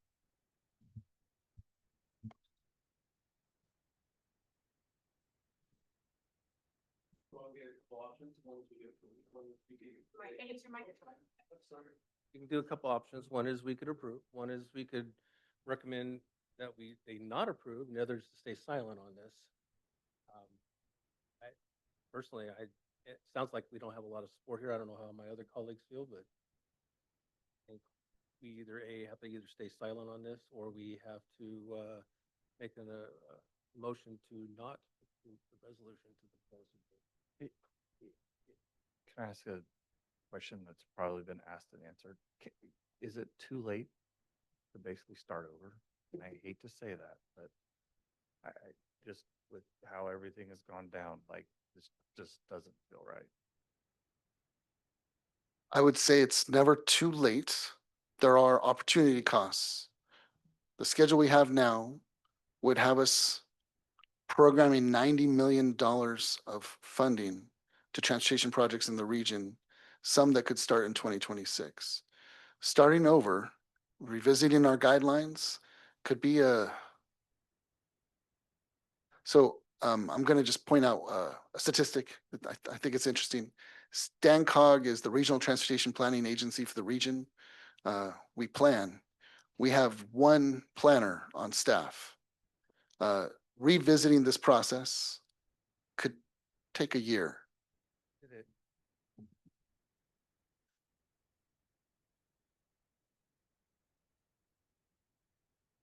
So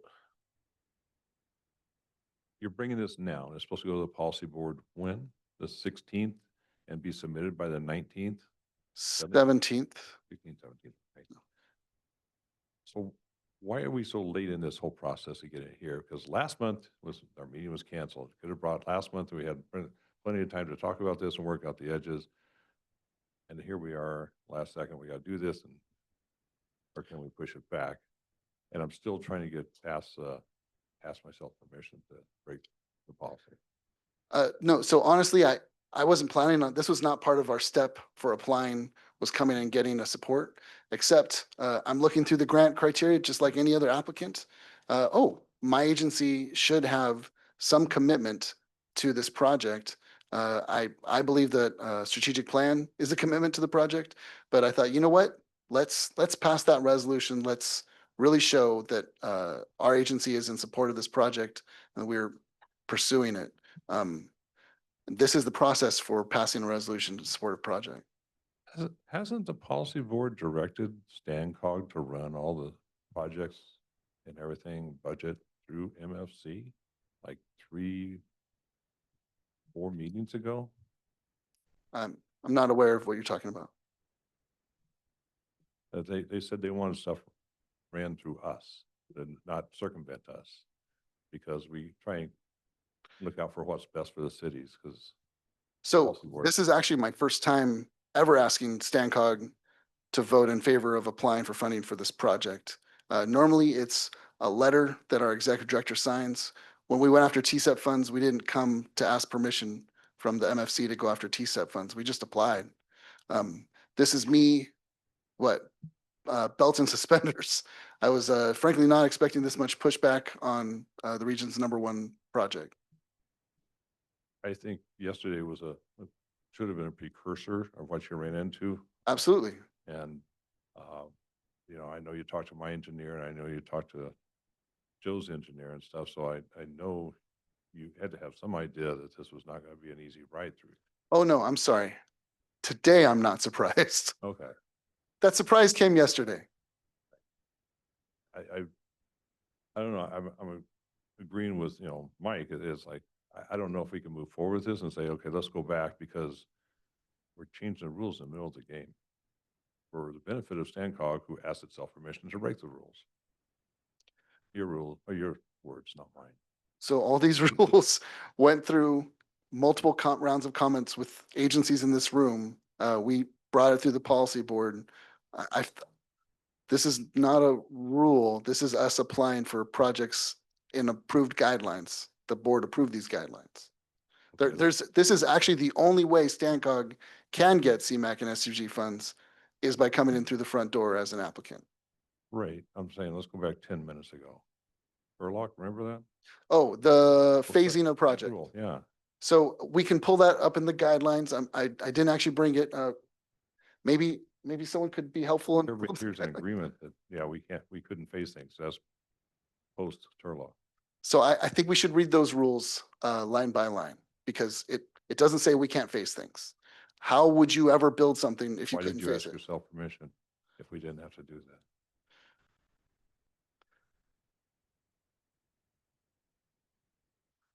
Sorry, Vice Chair, how should Stancog have approached a phased project for funding? Follow the rules. If you don't like the rules, then bring that changes back to that MFC meeting and put the group together and say, hey, we need to change these rules and go after it. Because at the very beginning, you said, yeah, I'm coming up to the front door, we're doing everything legit and stuff. And then right off the bat, we're phasing this project. And it's like, then you're opening the door for everybody here.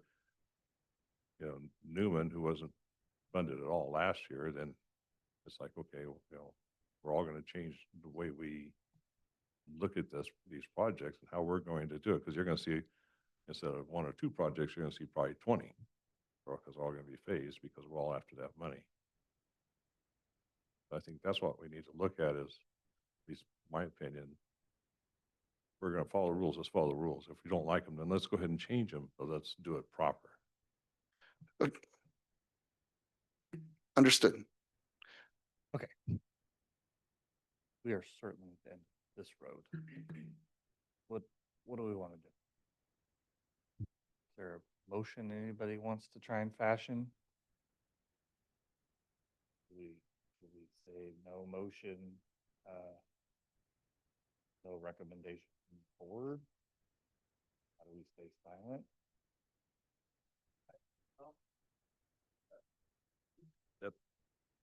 That's an option, but that's not gonna tell the policy board Well, we're facing. I think where I'm struggling is it's hard to tell the policy board that we don't support their number one project. Yeah. We're put in this conundrum that I'm not sure we get out of. It's either we support the number one project at the behest of all the projects we're about to submit on, or we say no and signal the policy board. Don't support the number one priority. I mean, really, this affects Modesto, the county, Oh, trust maybe Ceres if you're going for a big project. Most of us are looking for little projects, but we're here to support you guys. Newman's gonna put in a big interchange. Newman's gonna put an interchange on 33? Yeah.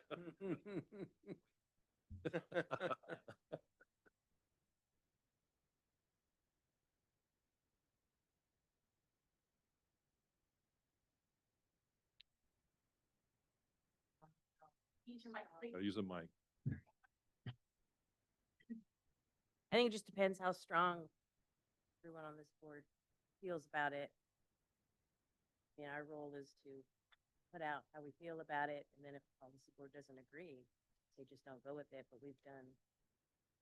And I think Joe has a very valid point. Yeah. We're sitting there going, hey, this is project. I won't say it, it's not our favorite, but your number one project. Yeah. But we're sitting there going, trying to move our cities forward and do different projects. So Yeah, I wasn't here for the background on Turlock. Can you bring that mic closer, please? Sorry, I wasn't here for the background with the city of Turlock. And obviously coming from a small town, I'm much like with Waterford, I don't know how likely it is that we're going to be able to make it into this round anyway with projects because we have very limited staffing as well. And so a lot of these times we just can't get the manpower together for it. So we're, I think the question, go ahead. Well, maybe our motion is to not provide a recommendation, but to share our concerns with the policy board. I think at the beginning, if we had known this at the beginning, the process may not have been what the process is, and there lies our problem. It's not that we don't support the project, it's we support the way the process is being administered. Therein lies our concerns. And we wish there was a way to kind of compromise and still have the competitive process, but provide the necessary funding. But now we're locked into a process we have to deal with, and it's putting all of us in this pickle. Joe, what about, or City of Modesto?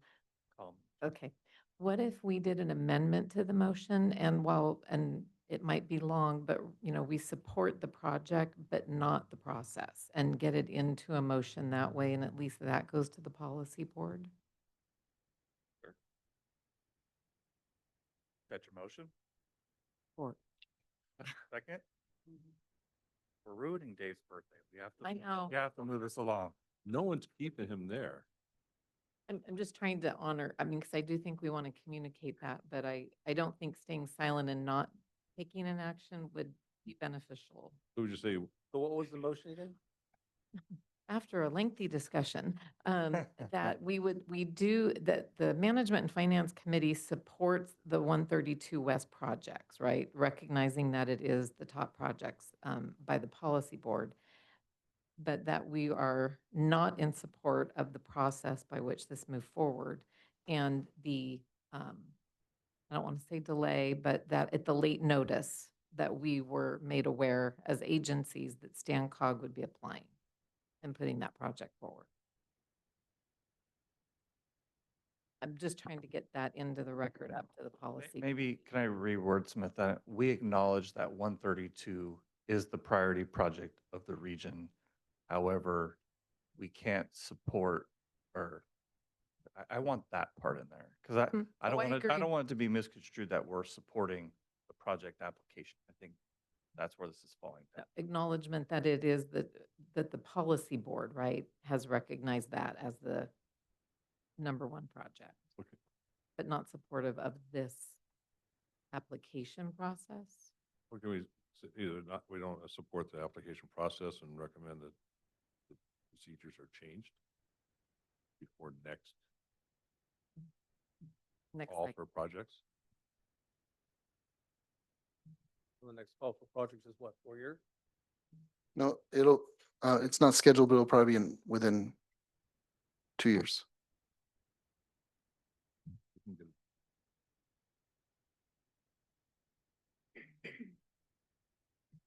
Everyone fill out the motion. Is that your motion? sir? The team's motion. Make it very clear. They're looking a little puzzled. Well, do you have that, ladies? What I currently have was that Stan County suggested that you support the 132 projects, but not in support of the process of the way that we are moving forward. And then Chair chimed in and said that we acknowledge 132 as part of the region. However, you're not in support of the process. Is that correct? We were trying to merge our two Yeah. comments. Okay. You want to clarify it for me one more time? And are we not in support of it because StanCog is a violation of their own policy? I think that's important to note.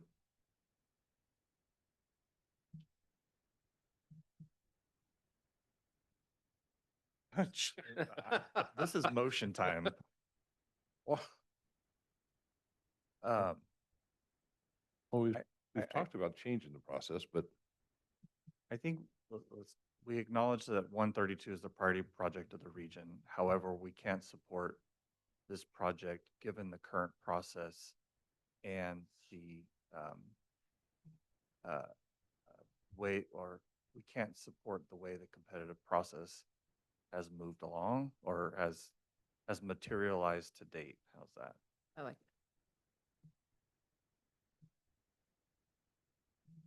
Serious will second that motion. No, I thought the county made that motion. Okay, I'll take the motion with Joe's wording of the motion. All right, got a motion by Stanislaus County and a second by Series. All in favor, say aye. Aye. Any opposed? Newman opposes. All right. Longest Management and Finance Committee meeting ever. We're moving to 6D. A motion to recommend the policy board approve by resolution the memorandum of understanding 7th Street Bridge Local Partnership Competitive Program. I'm going to make this as quick as possible. 7th Street Bridge got LPP funding, but it's actually Stancog got LPP funding because we are the recipients of local partnership program competitive funds. We need an MOU that says to tell the state to just give all that money straight to the county. Next slide. So this was the same slide I showed when we were funding this project, that it got 15 million of LPP. That schedule has now changed. They're going to allocate and award in December, which is just breakneck speed. In order to do this, there needs to be an MOU for the allocation by the CTC. Next slide. I think we're on Q&A. Oh, key MOU terms. So Stancog gets administers Measure L, which is why we're eligible to apply. The county constructs the 7th Street Bridge.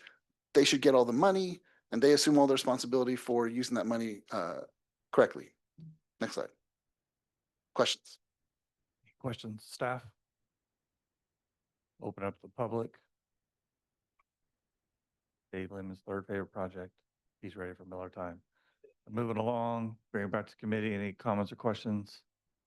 I'll entertain a motion.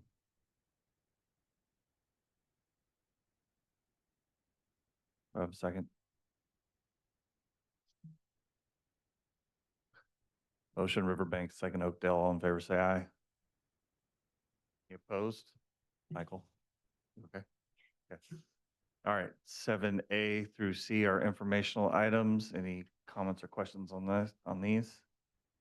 I will note for the record that we've asked probably 5 meetings in a row for expenditures to be included on these informational reports. And we're still only showing revenues, and hopefully that'll be rectified next month. Item 8 is Caltrans reports. Caltrans on. 9 is interim executive report.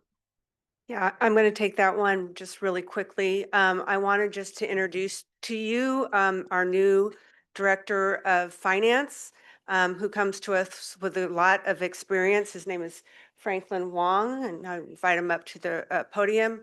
He's worked primarily in the Bay Area for the BART and the VTA down there. And so this committee will be I'll phase myself out, and he'll be the one that's running the committee. Like I said, has a lot of background in finance, so I think he'll be doing a great job. Want to say anything, Franklin? In the spirit of time, I just want to say that I look forward to work with you, all of you, in the forthcoming months and years. Thank you very much. Welcome. Any member reports? I'll have one. I just request that we add an item to the next Management and Finance Committee meeting to discuss the bylaws of the Management and Finance Committee meeting.